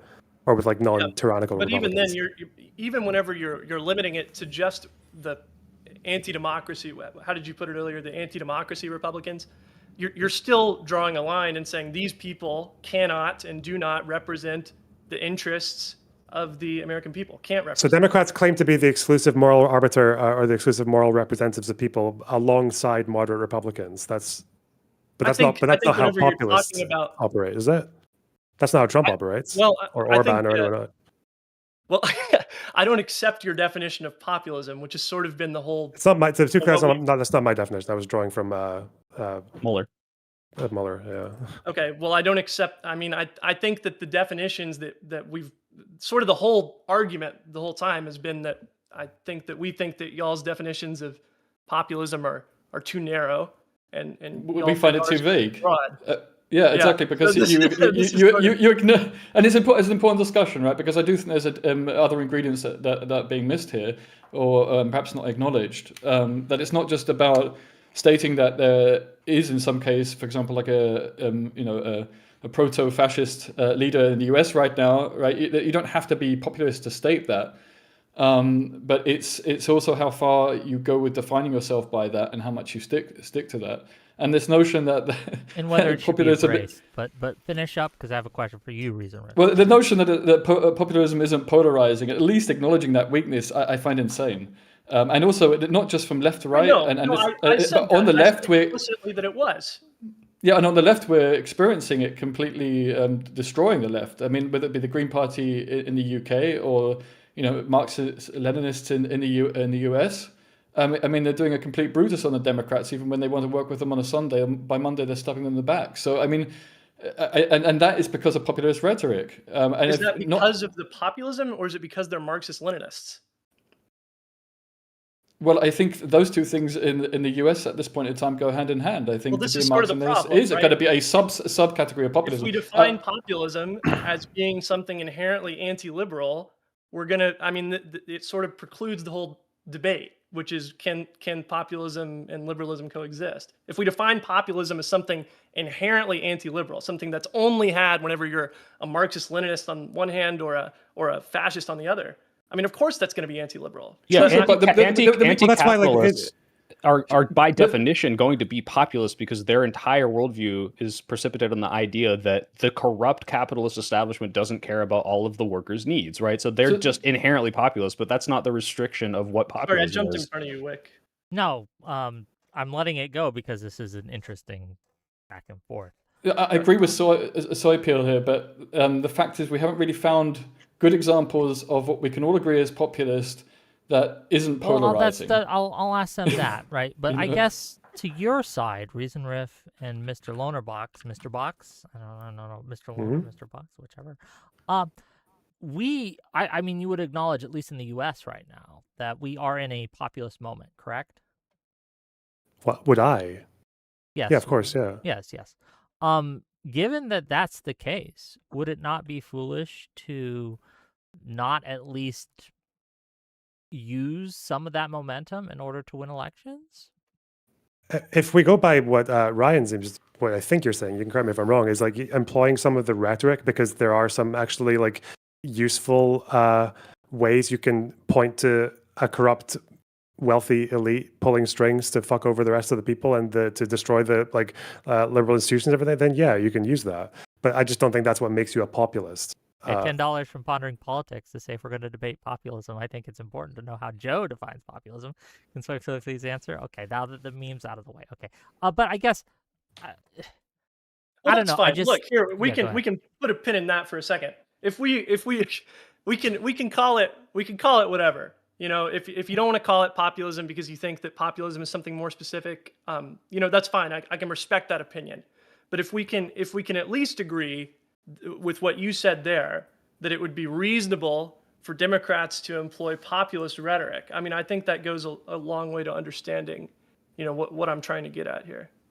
I mean, if you want to describe populism as just basically this narrative, which then starts to include a whole host of movements that go against any authoritarian figure, but let's say it's even a subcategory of those narratives which are reflecting on a context, right? So they are reflecting on a situation. Maybe it be the depression of that Roosevelt was responding to, or Trump right now, and it's contextual, and it remains contextual, and there's an afterthought to that.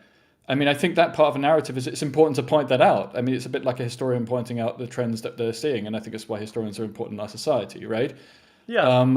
I think calling that populist is going to make it an incredibly broad subject, and then we can start pointing, cherry picking those specific cases, which just basically be against authority at that point. So it's not really a meaningful concept anymore. Well, the reason why I called it populism is because you see people like Derek Thompson, for instance, who specifically call themselves not populist whenever they're talking about this kind of rhetorical strategy. They think that that's a bad thing. And that's what I'm pushing back on. That's what I was pushing back on in my video, the aversion that a lot of the liberal kind of intelligentsia, the commentariat, have to this kind of populist rhetoric, because they think it's undignified, or they think it's unacceptable. Well, can you just steel man for us why you think that the intelligentsia, as you would call the liberals who are against this, find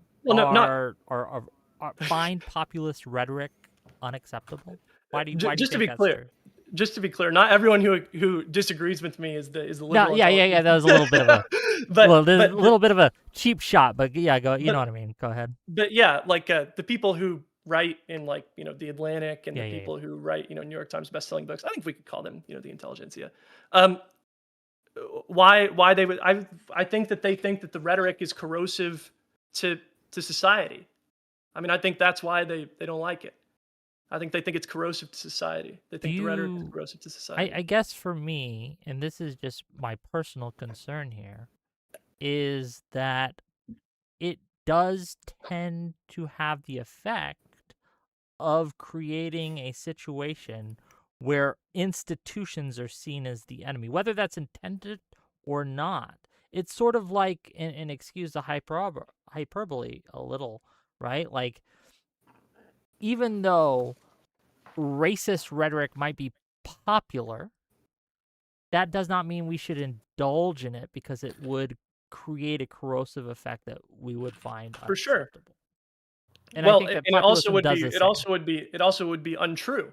I mean, the important thing about racism is that it's I mean, among other things, is that it's a lie. I mean, it's a vicious lie, a slur against entire groups of people.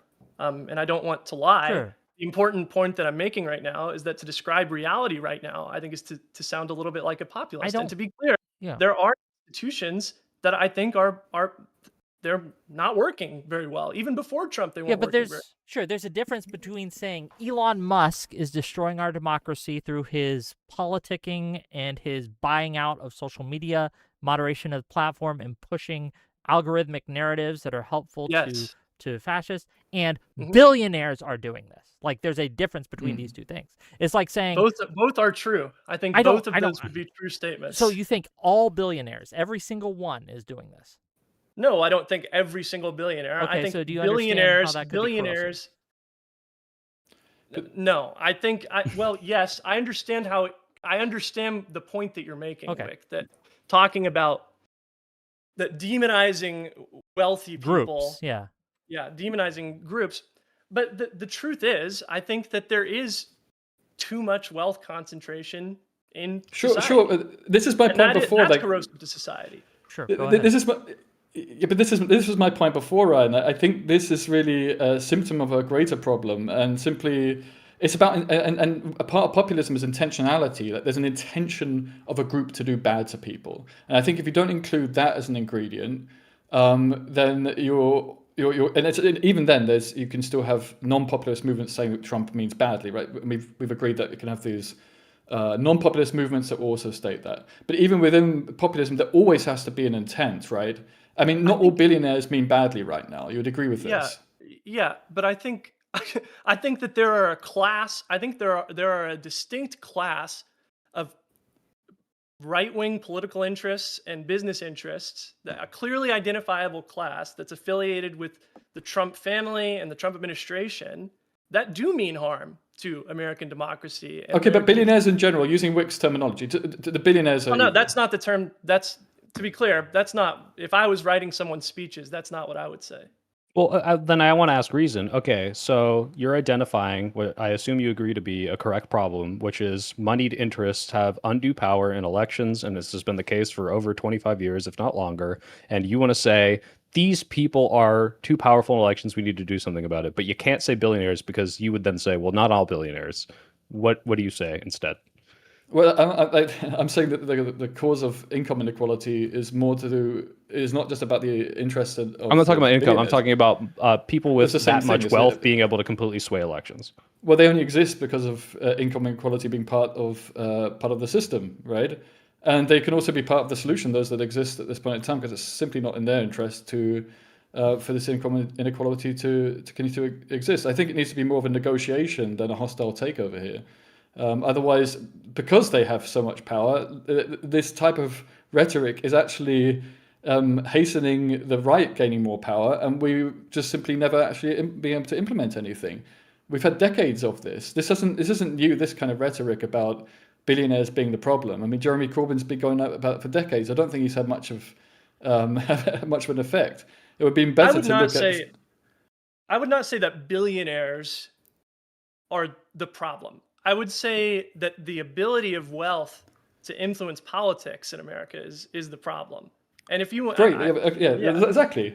But I mean, the point being then is, but that's not you no longer have the perpetrator with the intention anymore. You've taken that away, so it's no longer populist rhetoric to state that. You realize that? Yeah? No, I think that there is a clear group of right-wing political interests and business interests centered around the Trump administration that is intending to do harm to American democracy. That's the historian's description. That's just stating things as a matter of fact based on evidence, right? Yeah, but that's rather than a generalization. But saying there are oligarchs or billionaires, whatever word you want to use, that have moneyed interests in changing elections and have the ability to do so, we need to fight against that, and that's corruption. This is just true. So what do you say to make it not populist? Just money out of politics? Well, okay, why is money out of politics important? Because there's a group of people with money trying to do subversion of democratic will, right?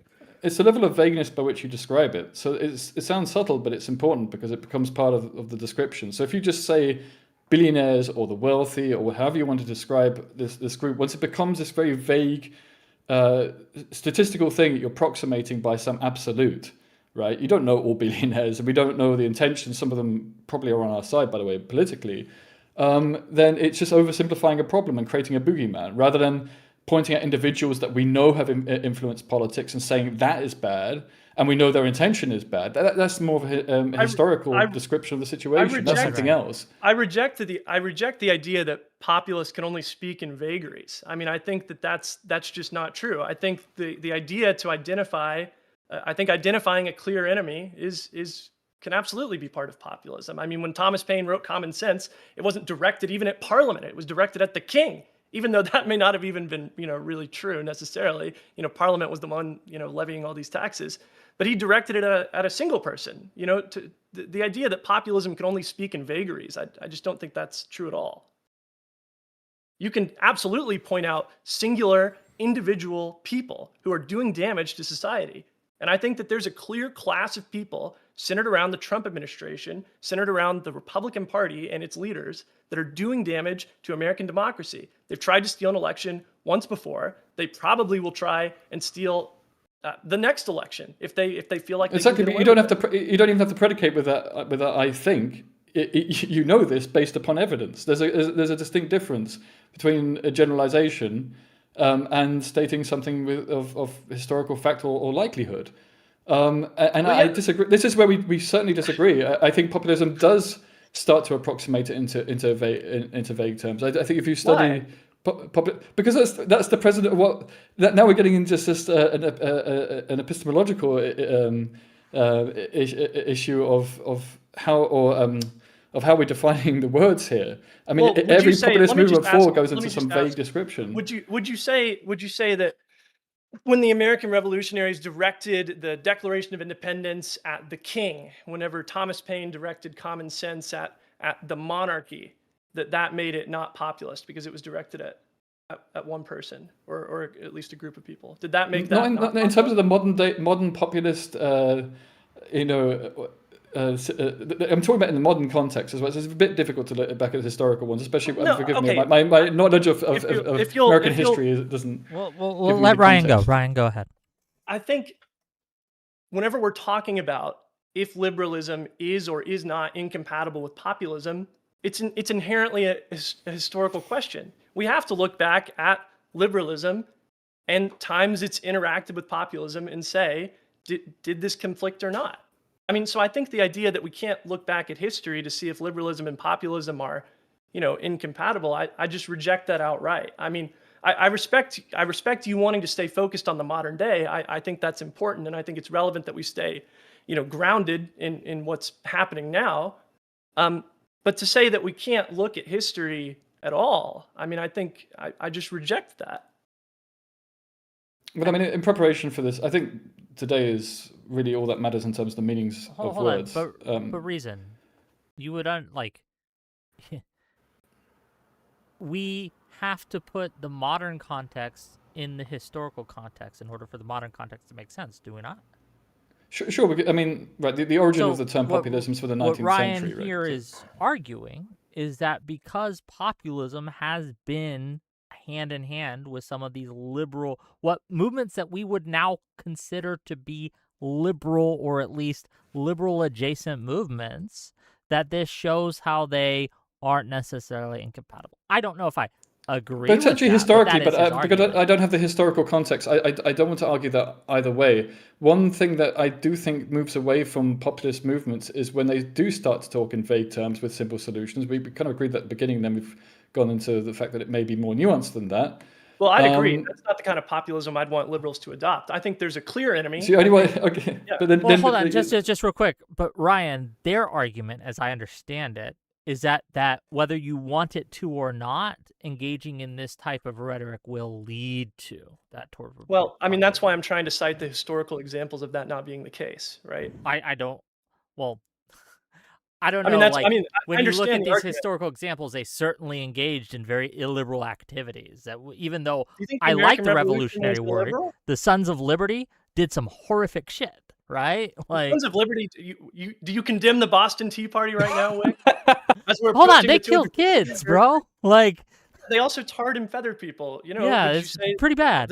You condemn the Sons of Liberty? To the extent where their actions did not target the right targets, yes. Do you condemn the Warsaw Ghetto Uprising, Wick? Again, to the extent where they targeted people who did not deserve to be targeted, yes. Wait, would you say, and let me quote our favorite tanky together, not every revolution is perfect, right?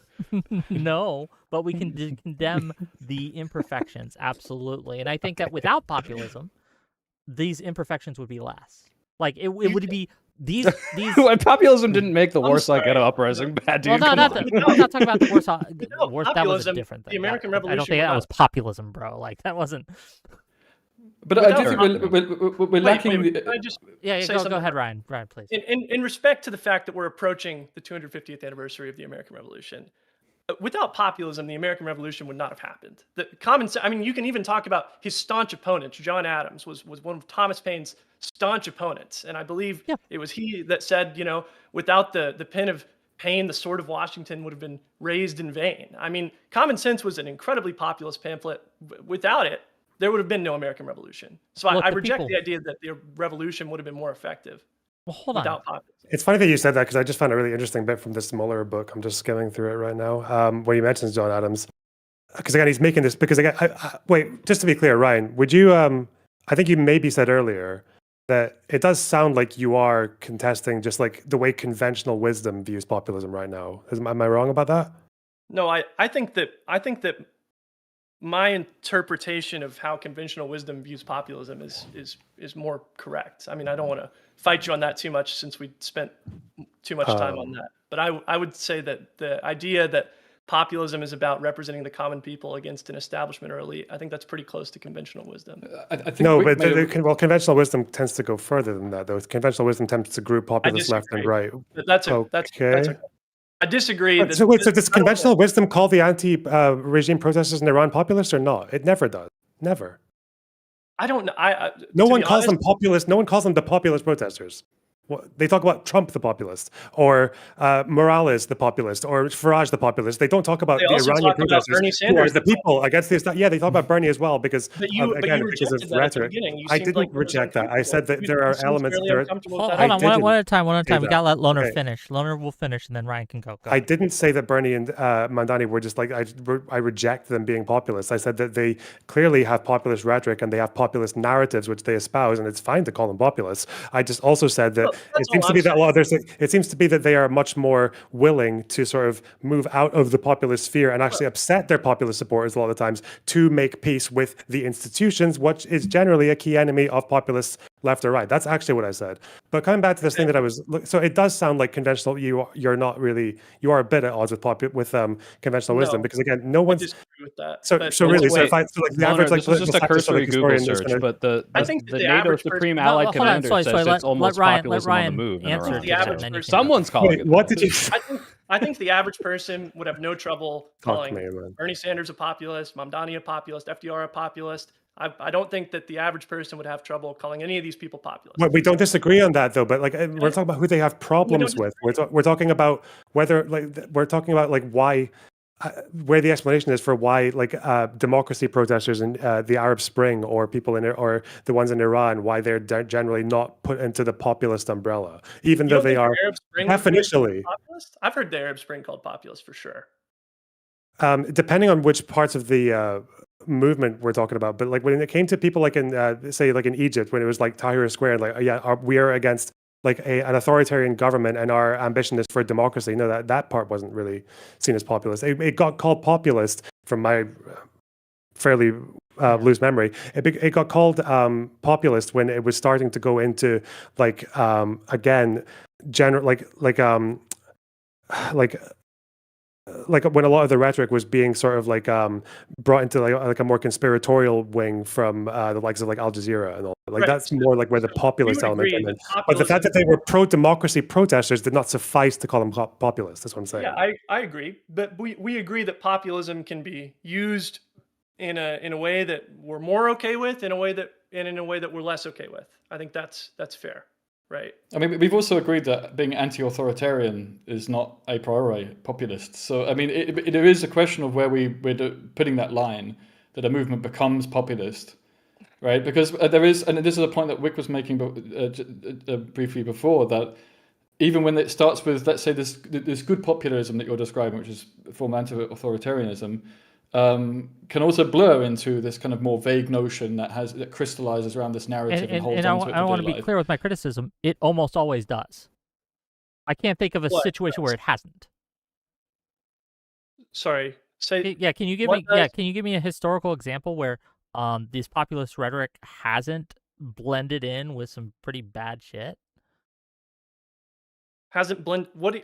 I'm so like I said, you cited the revolution, right? As going with some populist rhetoric, and yes, absolutely, populism fueled a lot of the initial revolutionary fervor. A lot of people think that like George Washington and the founding fathers came in and it was like a top-down thing. No, it wasn't, right? Even before the founding fathers were writing their papers, the people did not like being subject to the king, and they were having skirmishes and fights with the British, right? Like even before the before any of that was happening. So yes, there was some populist kind of fervor in there, but like for sure, a lot of there were excesses in the Revolutionary War engaged in by revolutionaries that we would find abhorrent because of the us versus them narrative. They were British, and therefore it was okay to take away their land, right? If you looked at what they did to the Tories, I believe it was the Tories, I forget what they called them, right? They basically said, oh, well, we're just going to take it. There was a big argument. I think it was okay to take away some Tories' land. But I think whenever we're talking about, would you say that on balance, the American Revolution was a good thing or a bad thing? Yes, obviously it was a good thing. Yes. Yeah, I mean, that's all I'm saying. But would it have been better without the populist fuel? No, it wouldn't have happened without the populist fuel. I don't know if we can say that, though. I think it might. Okay, well, let me think. I think we can absolutely say that. I think. But you both have different understandings of what the populist fuel is, because I don't think Wick sees the populist fuel as we're trying to overthrow a tyranny. Here's Frederick Douglass. Those who profess to favor freedom, yet depreciate agitation, are men who want crops without plowing up the ground. They want rain without thunder and lightning. They want the ocean without the Yeah, awful roar agitation in isn't many waters. populist. At least, like you can have liberal Agitation, agitators. I think. Well, see, now we're presupposing that liberalism and populism are at odds. You know, I don't Well, think no, that no, that's I don't. necessarily Like I the case. said, I don't think that's a presupposed thing. I think that there often, and I have just agreed with you that there are often times where liberalism and populism have gone hand in hand. Yeah, that's Obviously, all I'm saying. but I'm saying that that's usually not been good for liberalism.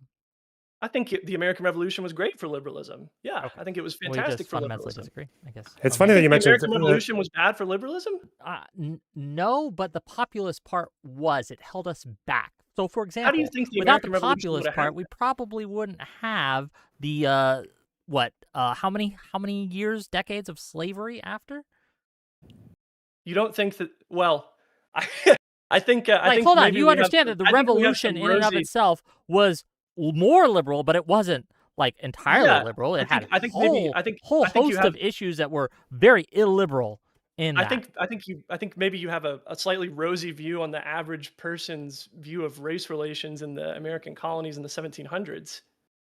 I mean, just to bring it back to the modern day, because it's kind of the important point here. Well, we're and talking about about history, brother, and I know you don't know American. Well, I- before you Yeah, do that, I was Do wanting to. you disagree with John Adams that if Thomas Paine hadn't written Common Sense, the American Revolution wouldn't have happened?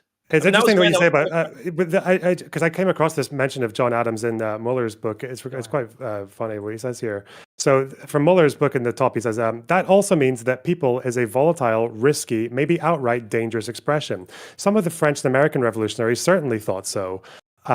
John Adams made little effort to hide his anxieties about the possible consequences of an uncontrolled usage of, quote, the people. He says, it is dangerous to open so fruitful a source of controversy and altercation. There would be no end of it. New claims will arise. Women will demand a vote. Lads from 12 to 21 will think their rights not enough attended to. And every man who has not a farthing will demand an equal voice. With any other in all acts of state, it tends to confound and destroy all distinctions and prostrate all ranks to one common level. Yes, That's where he ends the That quote. sounds and just to awesome. To me. piggyback on All of that. that sounds fantastic. By And the way, to all of piggyback that on sounds that, great. hold on, just to piggyback and to answer your question, Ryan, right? Like, would it have happened without the populist fuel behind it, without the common sense being written? I think eventually it probably would have. I think it was veering towards inevitable. But one of the reasons that the revolution was ultimately good for liberalism is because the Constitution that they established was fundamentally anti-populist.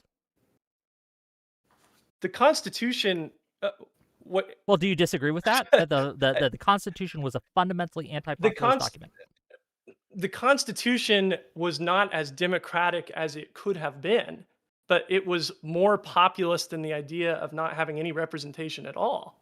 I think it was more liberal, not more populist, right? Because populist and democracy, I don't believe populism and democracy go hand in hand. I think you could be populist and anti-democratic. Well, yeah, because when we talk about historical figures, if you're reading about populism, one of the two of the biggest examples they will give you are Hitler and Mao, because more than just claiming to speak for the people against the establishment, they also meet quite a lot of other things that most people seem to, who identify themselves as populists or who get identified as populists, tend to hold. They both had this very fantastical view of like the common man. For Mao, it was the peasant. For Hitler, it was like the German folk. It was the idea of like constantly appointing people who had no qualifications or like relevant skills in particular positions they were in. It was constantly appealing to conspiratorial explanations for your failures, or like the powers that be still having control even if you've taken them out of this or that institution. It was always this like blame the institution. So like, but these are the figures again that seem to be fall more cleanly under like the, at least from what I've read, like the meeting more than just like one or two of these populist traits. It becomes this vague narrative, and the point I wanted to bring you gotta let him respond though. That was an accusation. You gotta let him respond. Yeah. I feel like we're kind of going in. I'm trying to sort of move. I don't think we're going to agree on the definition of populism. So I just want to say I think that's probably not going to be a result of this debate. I don't think we're going to agree on the definition of populism. Well, yeah, I disagree. I disagree with the definition of populism that you've given. I think you disagree with the definition of populism that Soy and I have provided, and that's okay. I think we can try and talk about the second order effects of populism, and maybe move beyond that. Let me just ask directly in that in that vein, and this is to Soy Pill and this is to all of you, but I'd like Soy Pill and Ryan to answer first. Do you think that we will be more liberal as a country, better off as a party, if the Democrats embraced populism, as you understand it?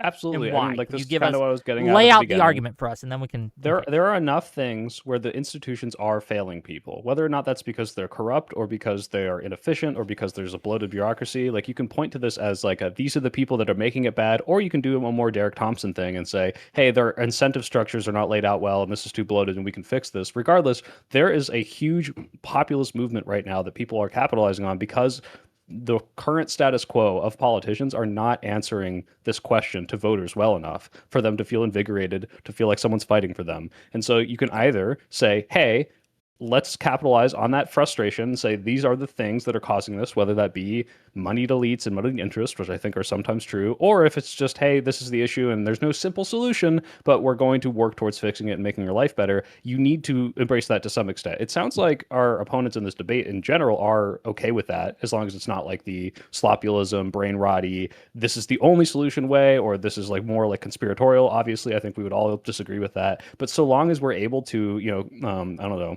I want to say co-opt like the worst movements or what the worst movements could become and turn them into something a little more constructive. I think this is what we're going to need to do in order to win an election. And I think the elections that we failed, like 2016, were because we failed to do that. I mean, there was a few points here. It goes also back to last week's debate, and it seems clear that a lot of Americans aren't that happy about legislating the media and these platforms, which frankly promote polarization. It's speeding that up.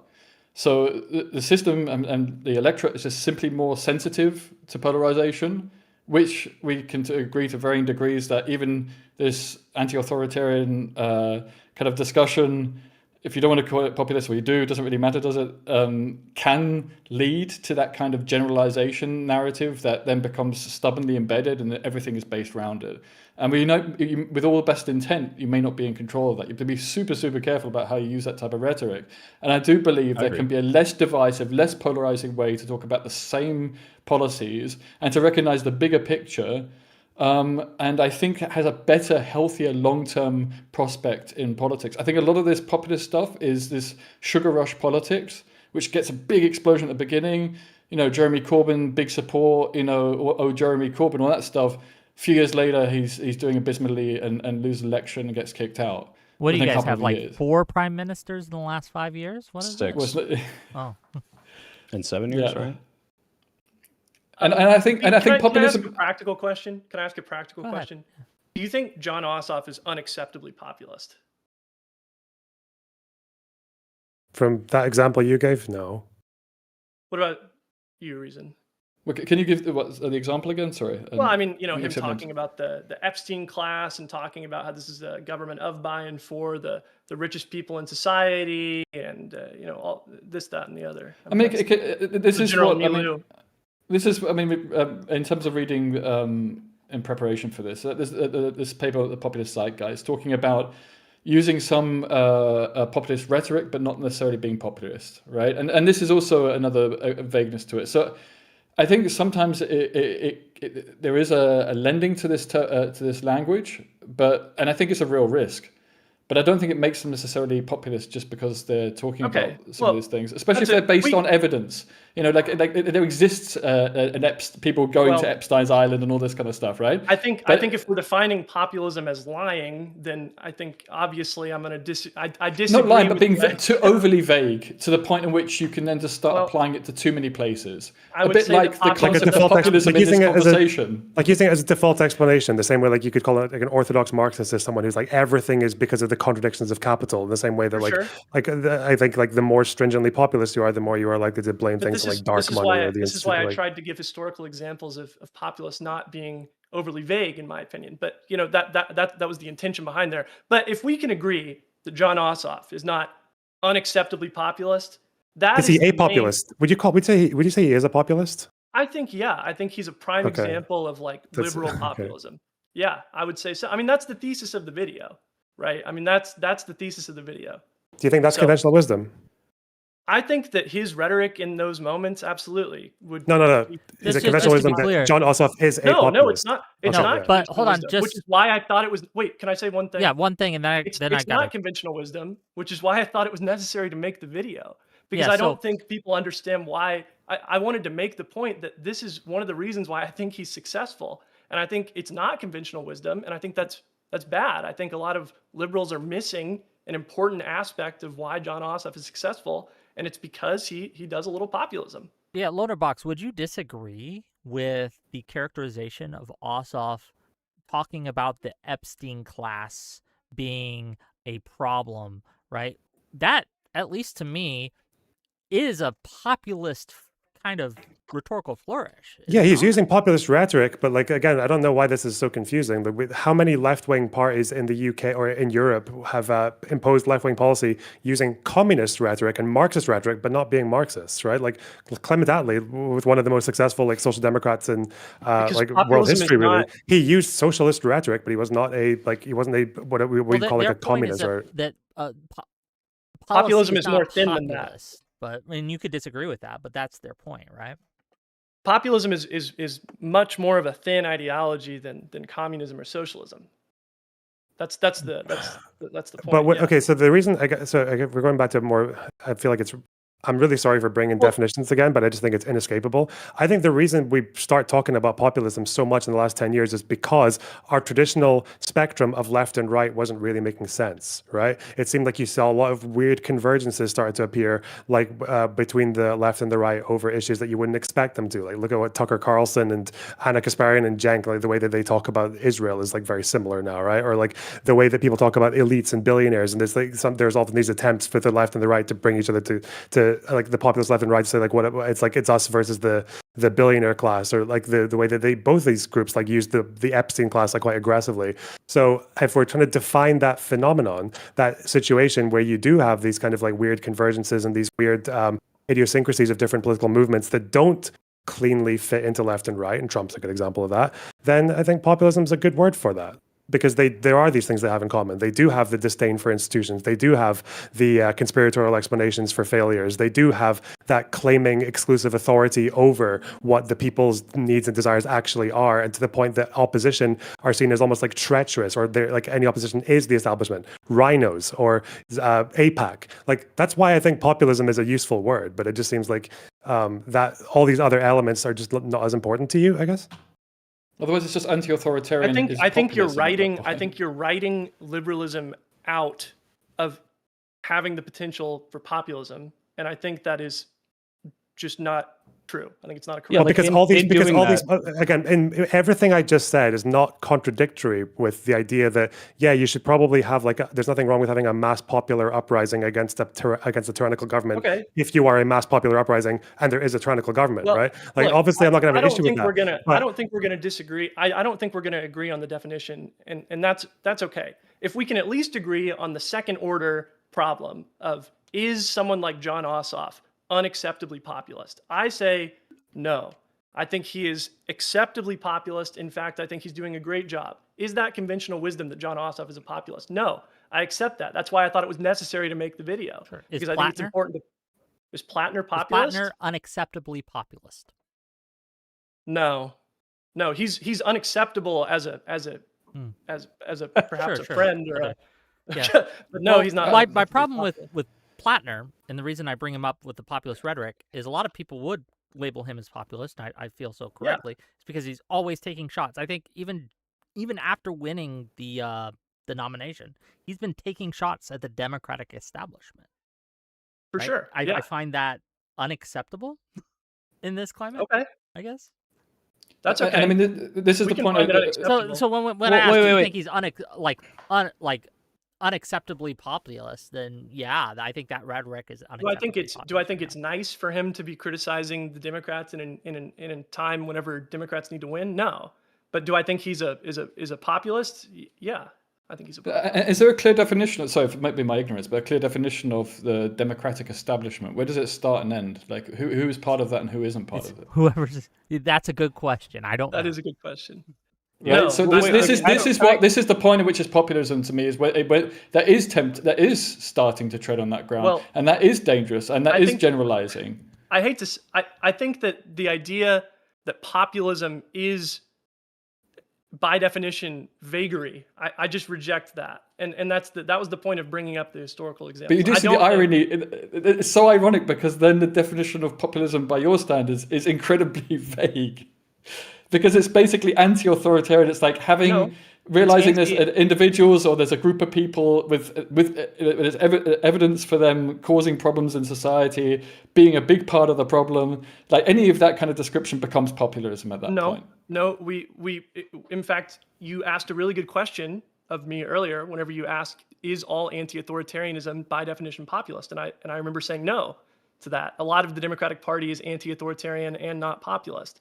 But you can be anti-authoritarian and populist, yeah. Okay, give me an example of what someone said.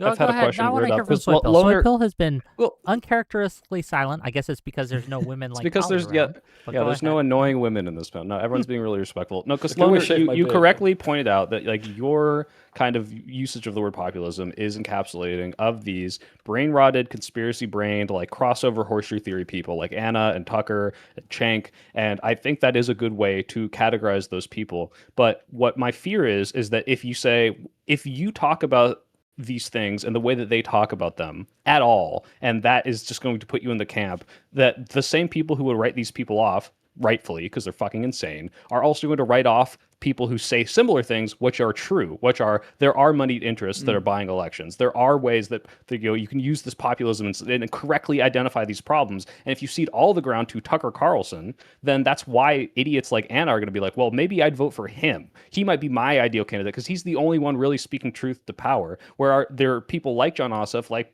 Plattner, like Bernie Sanders, who are correctly going to identify that, hey, there are PACs that are swaying elections that they have no business swaying. There are, like, Elon Musk has no business going in and buying an election for $250 million. And if everyone's kind of just like saying, oh, well, that's populist rhetoric, we can't talk about that because you are pointing it. If the populism is saying everything has to encompass that, everything is a conspiracy, then yeah, okay, I don't like populism, I guess. But like, I think populism is pointing these things out, and we need to, co-opt that from the more insane Tucker Carlsons of the world. Do you think people who are adamant against someone like me, because I'm very anti-populist, do you think I'm at risk of like writing off Ossoff because of what he said about the Trump Epstein class, or? It sounds like no, but who are I these think there people? are people. You might not be, but this is a real problem. Like, for example, Noah Smith is one commentator that I saw say that the Ossoff speech that I talked about with the Epstein class rhetoric and the Wick Orbiter Noah billionaires. Smith? Okay, he's been on my show a few times, but go ahead. Sorry? Oh, I just name dropping. Wick Orbiter Noah Smith, the economics guy. Oh, has he been on? Yeah, I saw him drop a snarky. You wanna debate him? I could set that up. Whoa. I don't know much about him other than the fact that he's a political commentator. But I saw him drop a snarky little tweet about how the Ossoff speech was like way over the top, and we talked about Derek Thompson. That's one I talked about in the video. He explicitly defines himself as anti-populist, and he rejects and in fact calls it like childish to talk about politics in the way that someone like Ossoff does. Whenever I talk, I think there was some confusion whenever I dropped that video that I was like subtweeting like particular creators or something or whatever. And I want to be very clear. That was a continuation of a longer sort of arc that I've been having on my channel, critiquing specifically like the liberal commentary class that publishes in like, the New York Times, the Atlantic, like the sort of that class of people. I don't think that this is as much a problem among the internet commentary people. In fact, I think because a lot of us are more in tune with the preferences and feelings of our audiences. So we can see that someone like Ossoff is not necessarily a threat. But I have seen liberal commentary people say that kind of rhetoric is unacceptably populist. So yeah, I don't know. Well, to put that worry at ease, I don't know, like, it feels like, so maybe, I don't know how you feel about this, ReasonRiffs, but it felt like social democratic parties in Europe managed to survive pretty well, being, most of them, quite anti-communist. Like, people forget this about Clement Attlee, like, he literally brought the UK closer than anyone else did to McCarthyism with the way he dealt with Communist Party members. But he did that all the while using communist rhetoric and Marxist rhetoric and calling himself a socialist, right? So I think people are able to point out these nuances as long as they can figure out kind of like where the lines are. And to me, I think it's like with why I would never worry about someone like Ossoff compared to the likes of Anna or Kyle Kalinske or whoever is like, I think that's why I see an important element in there, which is that disdain for institutions in general and that mistrust of anything that they consider to be establishment or elite, and like blaming dark money or like opaque forces for like why things are going wrong, and also just that underlying feeling that they believe that they are the moral like arbiter of the people. I'll tell you what makes me feel better about Ossoff, because if he had just had that populist rhetoric, and this is why I feel, well, let me not get sidetracked. If he just had that populist rhetoric that I was talking about with the Epstein class and the millionaires and the billionaires, all that type of stuff, it might make me feel uncomfortable because it might feel like a cynical play for power. But in that same speech, he gives a really impassioned defense of liberal ideals. He criticizes a speech that Eric Schmidt gave at one of the NatCon conferences. Eric Schmidt, senator from Missouri, I think, and it was basically like a blood and soil white nationalist speech. And he criticizes that, and he does so in a way that really reinforces the fact that he believes at a deep fundamental level in liberal values. I mean, in that speech, I think we have a great example of someone using populist rhetoric in defense of liberal values. And even if we don't agree on populism, that's fine. Even if we don't agree on populism, if we agree that is not an unacceptable thing to do, if we think that that's okay, I think that we agree on more than we disagree. I agree on that, your last point, but I also think this is kind of like especially how things become viral and it's this, we call it Chinese whispers in the UK for what they call it, a telephone, or so this game where you pass on a message and it gets distorted in the future, right? There's a real big problem. Every fun children's game does have a racist origin. I'm now learning. Sorry for the terminology. But this is a real issue, so we have to be so careful with how we talk about these topics. And at the same time, there are some serious issues. I apologize for that, by the way. Anyway, carry on. There's some serious issues which we shouldn't shy away from talking about because it might be misconstrued as populist. And that's, I think, something that you two would probably both agree with. Well, in fact, is one of the points that you're making here, is that there are some really big issues. There are some very corrupting individuals, for example. Donald Trump's an obvious one, right? And we shouldn't just say, "Oh, well, that he's not a problem," because that might sound populist. I do understand that that's a key point here, but that doesn't mean to say that the rhetoric is or the narrative in general and the pattern of behavior is populist. Well, I mean, I think that's obviously, we've been going around and around on this for 2 hours. I think that's we fundamentally disagree. I do want to. You don't think that qualifies as populism? I do. Being anti-authoritarian is not a priority. No, I mean, we agreed in that beginning. So. Well, no, but you were talking about sorry if I misunderstood what you were just saying there, but I thought you were talking about, just the rhetoric. The style of politics was not enough to make you a populist. Is that right? Yeah, exactly. It's about a pattern of behavior. No, I think the style of politics is enough to make you a populist. I think that's the definition that I hold. And it's fine that you disagree with the definition, but I think that's so much less important than the fact of the matter, which is that there are really good politicians right now, like John Ossoff, who like I think James Tallarico in Texas, who use these kind of populist styles of politics to advance liberal causes. I think that is a good thing. That's a great thing even, and we should support that. And you don't think in the past 5 years is just real quick. Here's what we're gonna do, because I want to be respectful of everyone's time. We're gonna read these super chats. I'm gonna give you guys closing statements, and then if you want to stay for call-ins, you're welcome to, and I would be happy to have you. But if you need to go, that's okay too. So that's what we're gonna do right now.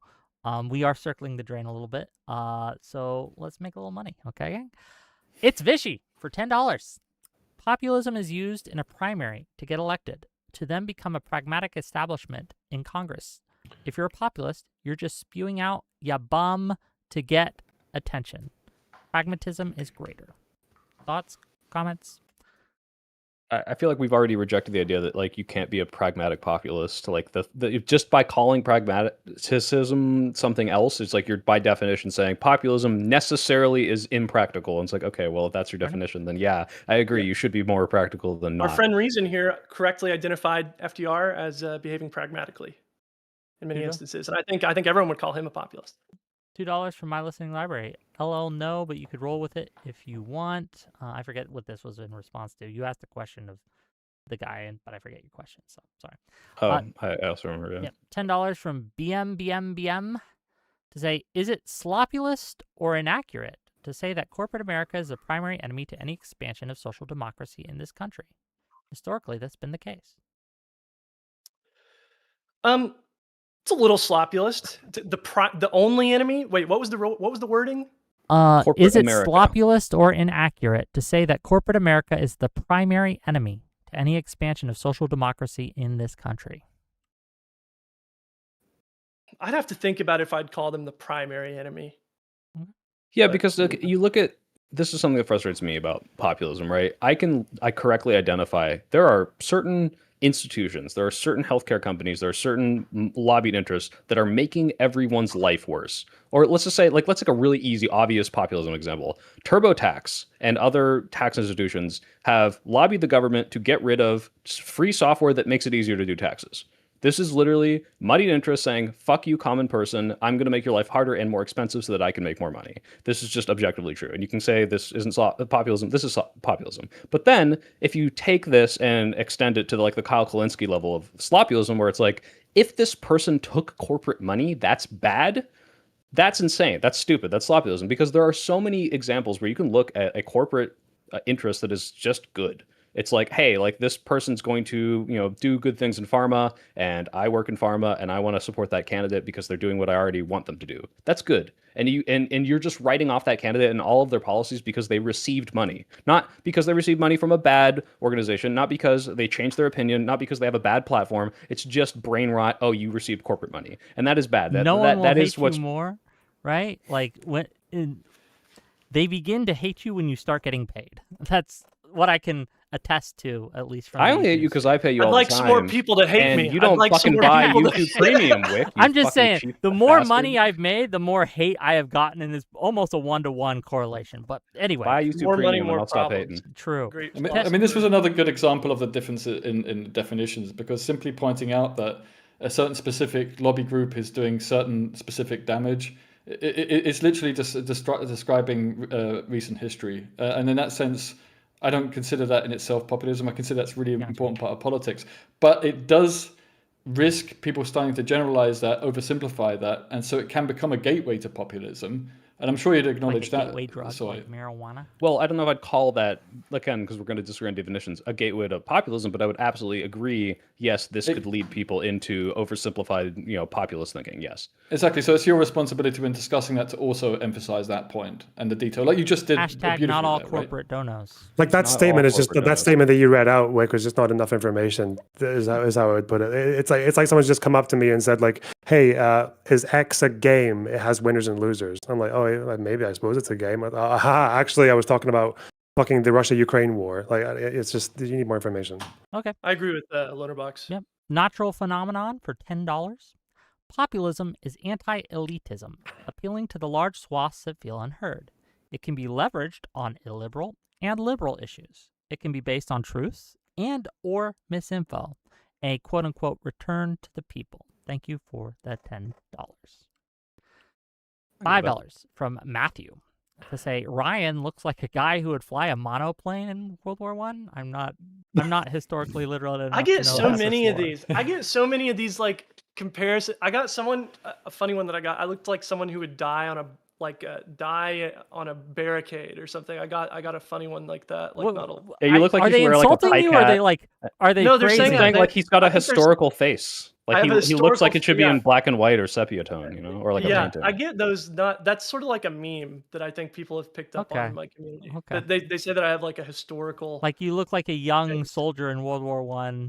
I don't know. I get different historical periods, but that's funny. That's probably someone who's seen that. You got a nice black and white picture of your gal and your watch. in your pocket watch. Yeah. Remember what Yeah. you're fighting for meme, and it's a Yeah, liberal the modern populism equivalent of that is like picture. having your girlfriend on like your phone wallpaper. Yeah. exactly. $5 from Ratman. It is due to the depoliticization that illiberal actors succeed. It is an externality of post-truth populism. This was a follow-up to his statement earlier for $10 that populism necessarily leads to depoliticization. So that's his point. Okay. Thank you for the gift membership from True Striker. Thank you. Sax Whale for $5. Populism is low resolution. Pluralism fits liberalism better, but pluralist ideas can be framed populistically to motivate people. Do we agree? Disagree? I think that's pluralism. Liberal ideas can be framed in a populist way to influence people. Yeah, for sure. Another membership from Hedonic Samuel to say chocolate milk in the water fountains. Okay. Good idea. Actually, bad idea. That would like curdle or something, Yeah. right? Chocolate milk. Wait, Ryan opposes chocolate milk for the people. He hates poor people. We're learning this live. No. Here's the liberal populist move. You say you want sparkling water in the water fountains instead. That's more. That's still a gift, but it's more realistic. Sparkling they have that. Water. That sounds elitist to me, buddy. They have that in Florence. I went to a place where they had that whenever I was like doing a thing after college. Cool. They have sparkling water in the water fountain. $5 from It's Vishy. What do the panelists think of populistic court packing? As opposed to I'm in regular favor of court packing? I think court packing is not enough to solve the problem. I think we need broader court reform, but I think adding seats to the Supreme Court could be part of that solution. Yeah. Fair enough. Yeah, I'm in general pro court packing. I just don't know what populist court packing is. If at my count, we're at the third court packing debate. I don't want to do a fourth tonight. If you'll allow me to avoid, because you're a coward. $5 from Tip to say populism requires the villainization of the elite so that the people can rise as a distinct group. It is inherently divisive. That's the polarization point. I mean, no, for sure. And I mean, the elite, it's very easy to go from describing a specific people who are part of the elite to just a generalization of the elite. And I think being careless with that jump, it's not much of a jump, it's just a step. And I think we've overlooked it this evening. I think in the modern context, it's more important because of our social media landscape. So I think ignoring that aspect of populism, even, with things that I wouldn't describe as populist, you could call it rhetorical, and not realizing the responsibility around that, it's just insane, especially with the examples we have of populism as it is.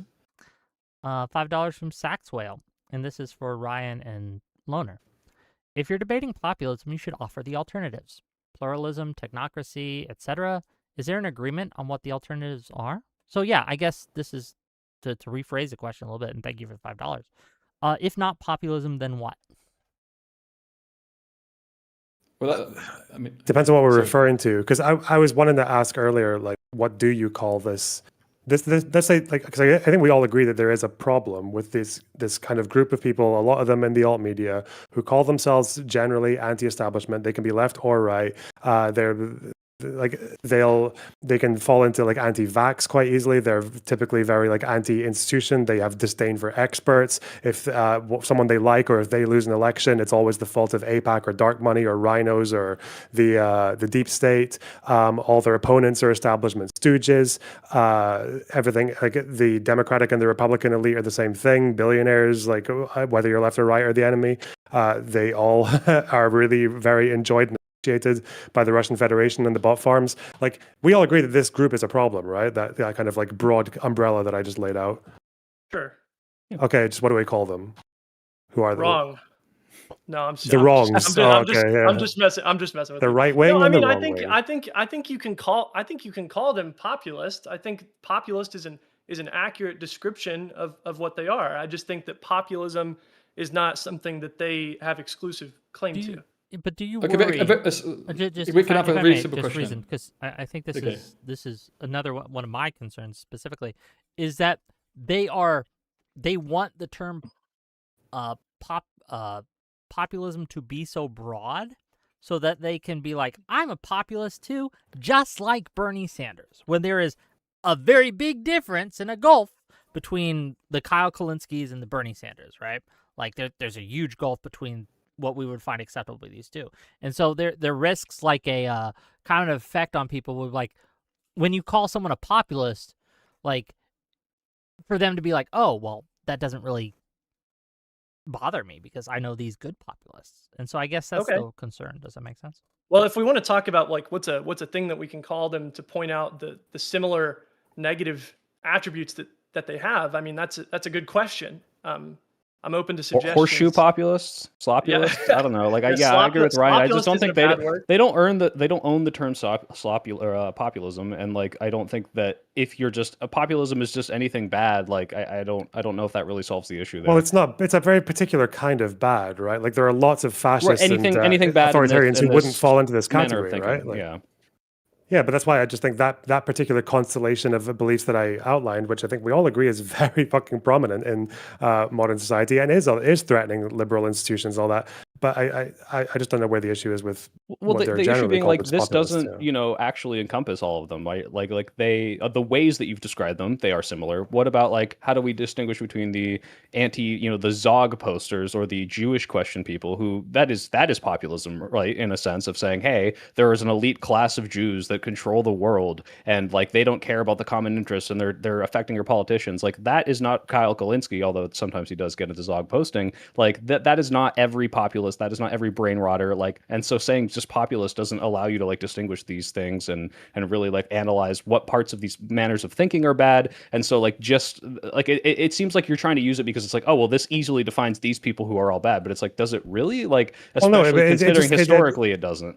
it identifies those particular common characteristics in the same way that not all people who believe in liberal democracy are going to be supportive of even gay rights, right? Because in the past, Well, lots of liberal democracies didn't have gay rights. But like maybe the what same we thing can that like do. some of these some populists are, some fascists employ populism, or some populists are fascists. Some of them are communist, like, or some of them are neither. They're just in this kind of weird nebulous middle ground where they don't really advocate for or believe in anything. But like, yeah, there's it's just one category and it can overlap with other ones. Maybe what we need to do, instead of coming up with a new word to define those people, and I'm kind of partial to slopulist anyway, but anyway, I think maybe what we could do is come up with a word to define and I know you don't want to call this populism, but whatever we would call someone like John Ossoff, I would call that liberal populism.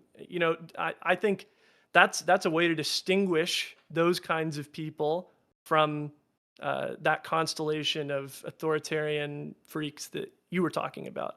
But I'm not attached to the term. If we want to come up with some other term to describe the John Ossoffs of the world, I'll happily, use it. If we can come up with a term to describe those people, maybe that would be more productive. It's more than that. I mean, to build on Loner's description there. Quickly, it was only a $5 question, so.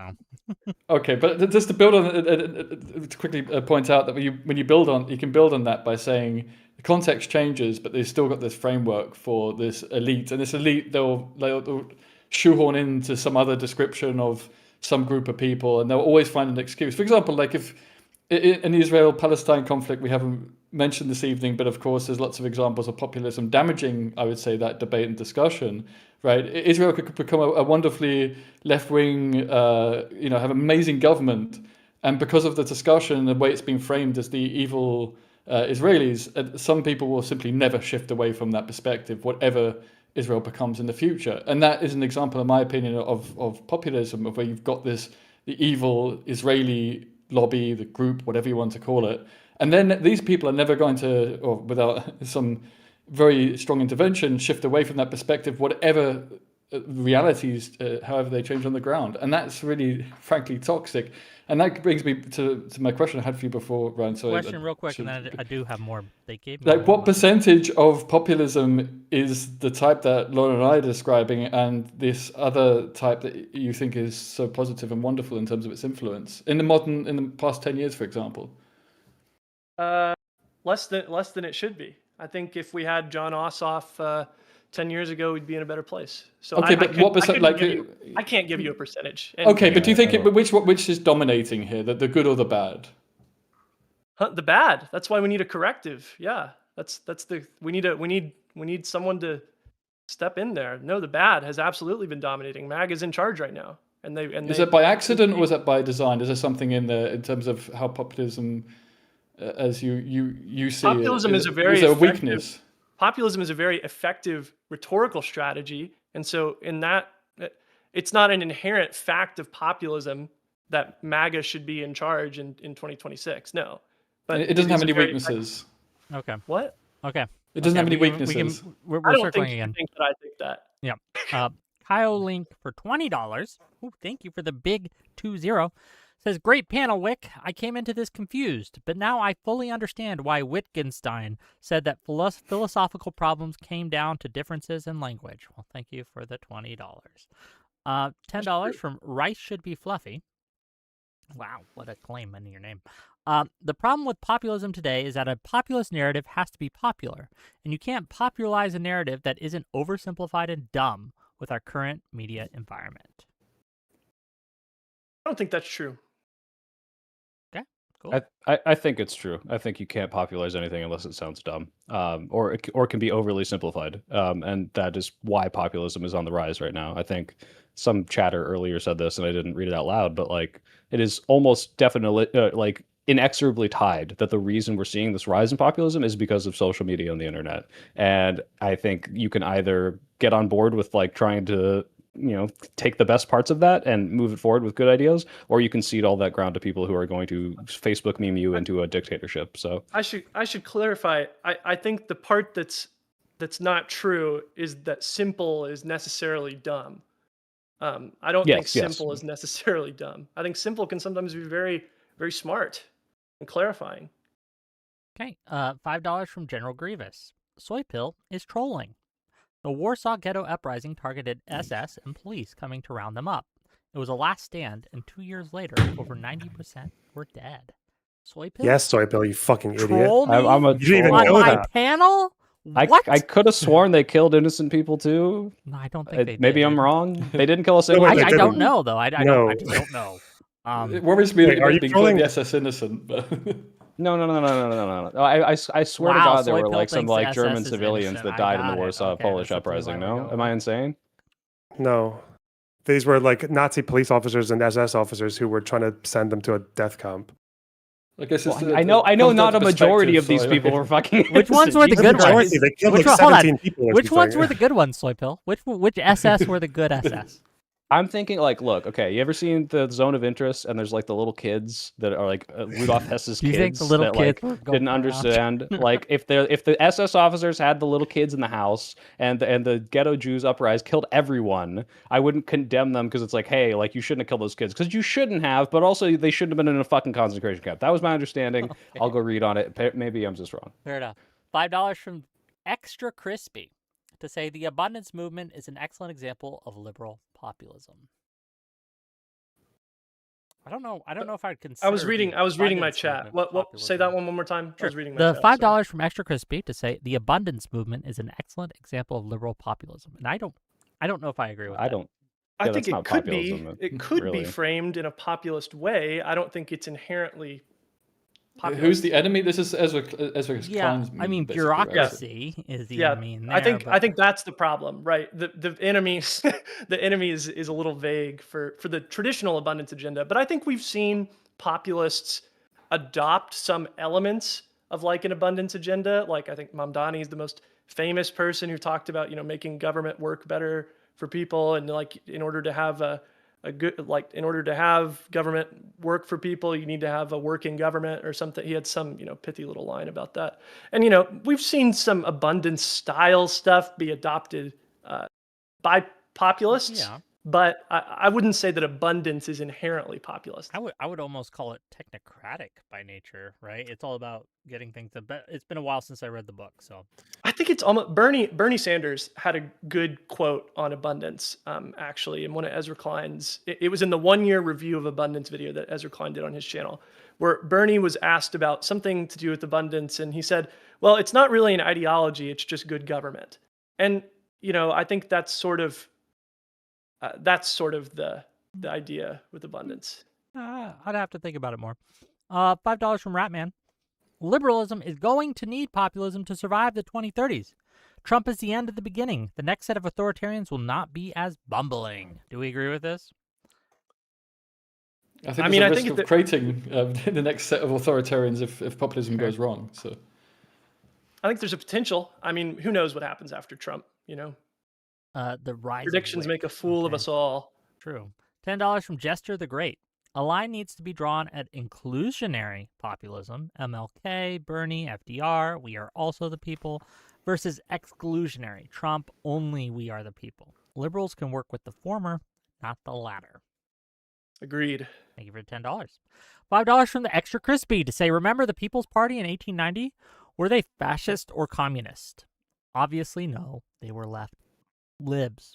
To be clear, I don't remember the People's Party in 1890. That is not something I'm immediately real quick with.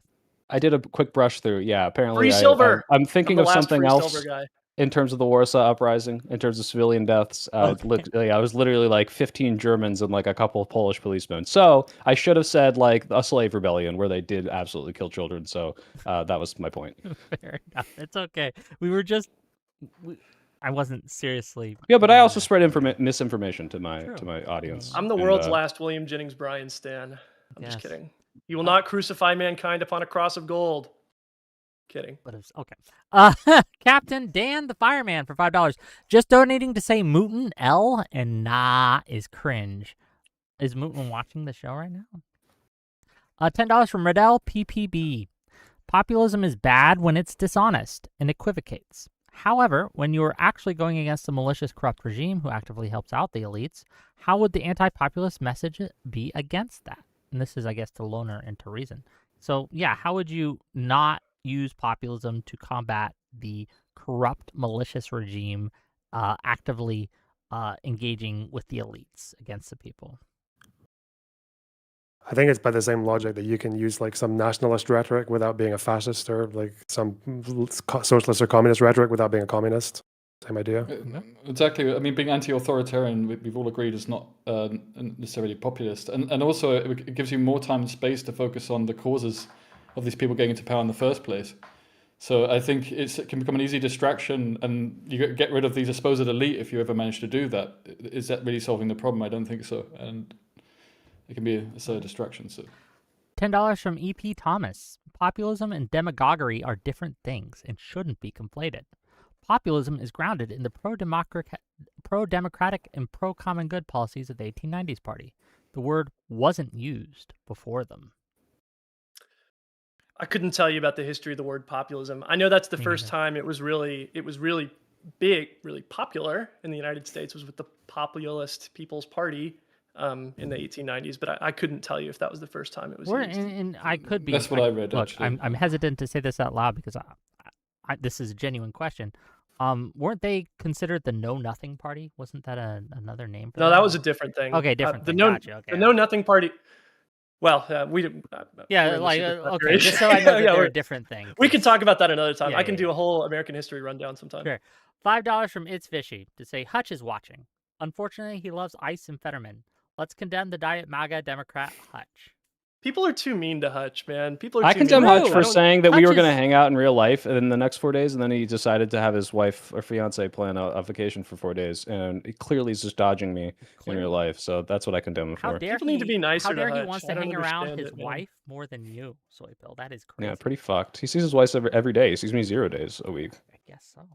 Hutch has always been very nice to me, and Hutch was the first person to have me on a stream, actually. Ooh, what? Yeah, it wasn't me. It wasn't JJ. I don't think so. Well, anyway, Hutch, if you're watching, I am a Hutch enjoyer, okay? We love the bald look, okay? I am going to shave my head in solidarity soon, so don't worry. Okay, $2 from Extra Crispy to say the disagreement is definitions. Just use Google. I don't think anyone here would consider just Googling it sufficient. Yeah, Ryan obviously clicked on the Merriam-Webster or Encyclopedia Britannica link on Google, so. And he also paid me $2 for a retracted message. I don't know what he said. It was probably a slur. $2 from Victor Lopez. The debate McLully had with Shark Zero was crazy. Not familiar. Okay. I don't know. I'm sorry. Yeah. $5 from It's Fishy. we need to be harder on Hutch. He's bad at politics and bald. Okay. Jesus. And with that, the poll I put up at the start, this is crazy. It is literally 50-50 to the question, can liberalism and populism be compatible? 50% of my audience, 400 voters so far, have said no, and 50% have said yes. So but if it's your audience, Wick, I'll take that as a win because they're biased against us. So my audience is biased against me. Okay, I'm going to be real with you, but fair enough. Okay, with that said, I want to give everyone a chance to have closing thoughts, closing statements. Shout yourselves out. I have links to all their info in my YouTube description.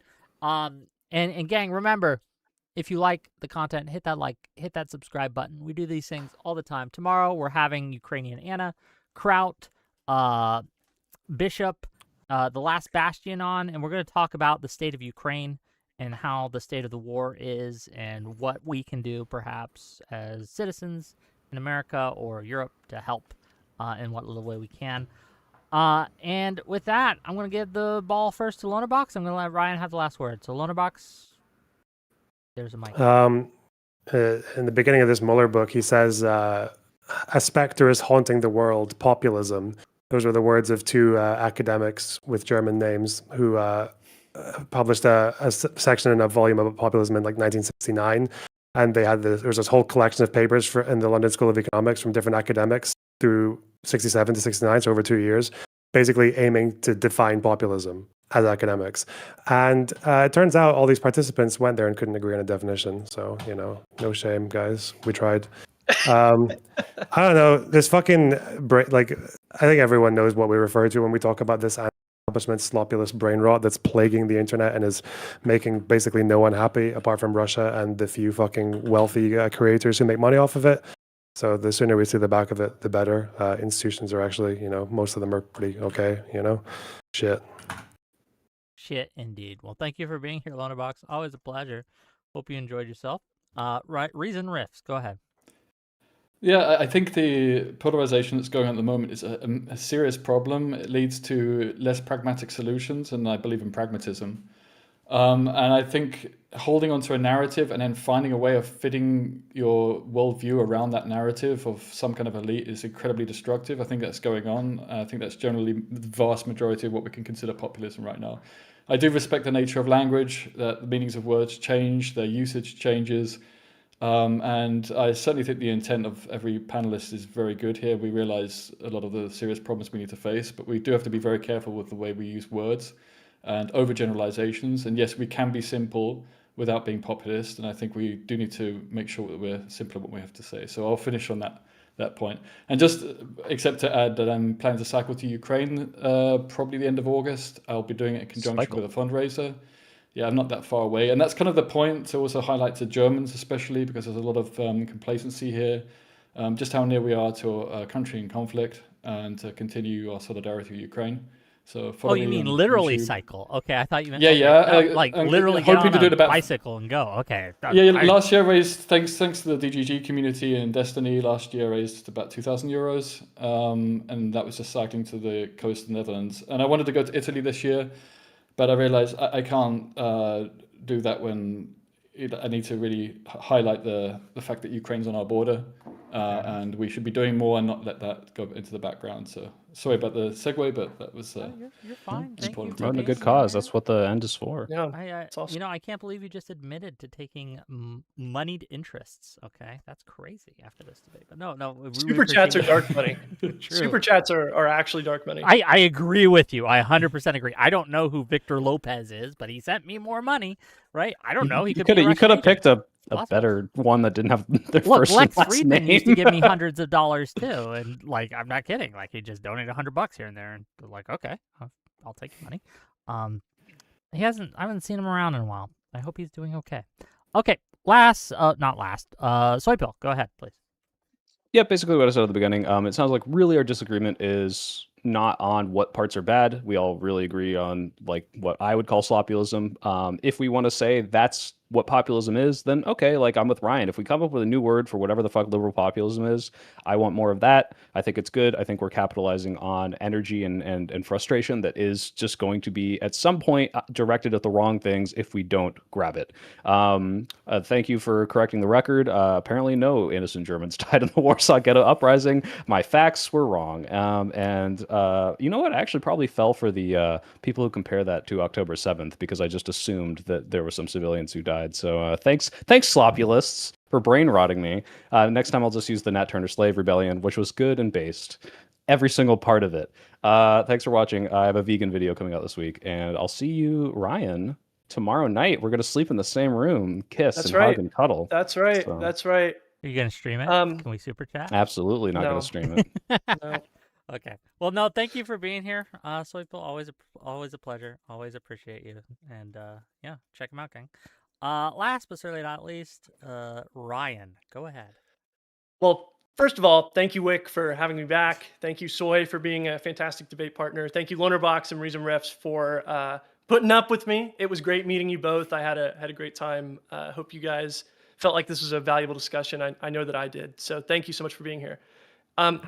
I just want to say, as someone that, my minor was history in college, so I have a bias towards, liking these things and reading about them. And I think when we look at the historical record, we see liberalism and populism part and parcel. I think we see the struggles for more freedom, for more equality, for universal brotherhood bound up in a struggle of the people against the elites. I mean, I can't put it any other way. I think that's happened over and over again through history. So no, I don't think liberalism and populism are incompatible. I agree with Soy that, if we all agree on what the bad stuff is. I think it sounds like we've come to a pretty good idea of what the bad stuff is. I think Lonerbox put it well earlier with the kind of authoritarian freaks online. However, I think that people like John Ossoff and their liberal populism, if we want to come up with another word, that's fine. But that's what I'm calling it. I think that's great. I think it's accurate and good to describe the Trump administration as essentially a cabal of corruption and an elite preference. So thank you so much. I've got a new video coming out, hopefully tomorrow, if not in a few days. What's it about? It's a political compass. I've done too many serious politics videos in a row. It's a political compass of all the different ways that you can organize yourself politically. So this is a fun one. It's the last horoscope. It's a horoscope for political nerds. Yeah. Well, yeah. The last I try and do a fun one every now and again. Okay. Check them out, gang. I have a link to the video of Are Liberals Fear? I forget the title of the video, but it's about liberal populism. Go check it out. Whichever one YouTube picked for me. Yeah, I don't know. They do the A/B testing stuff. Okay, with that, wave bye, everyone. I'm just gonna end. I gotta eat and do some other things, but wave bye. Bye.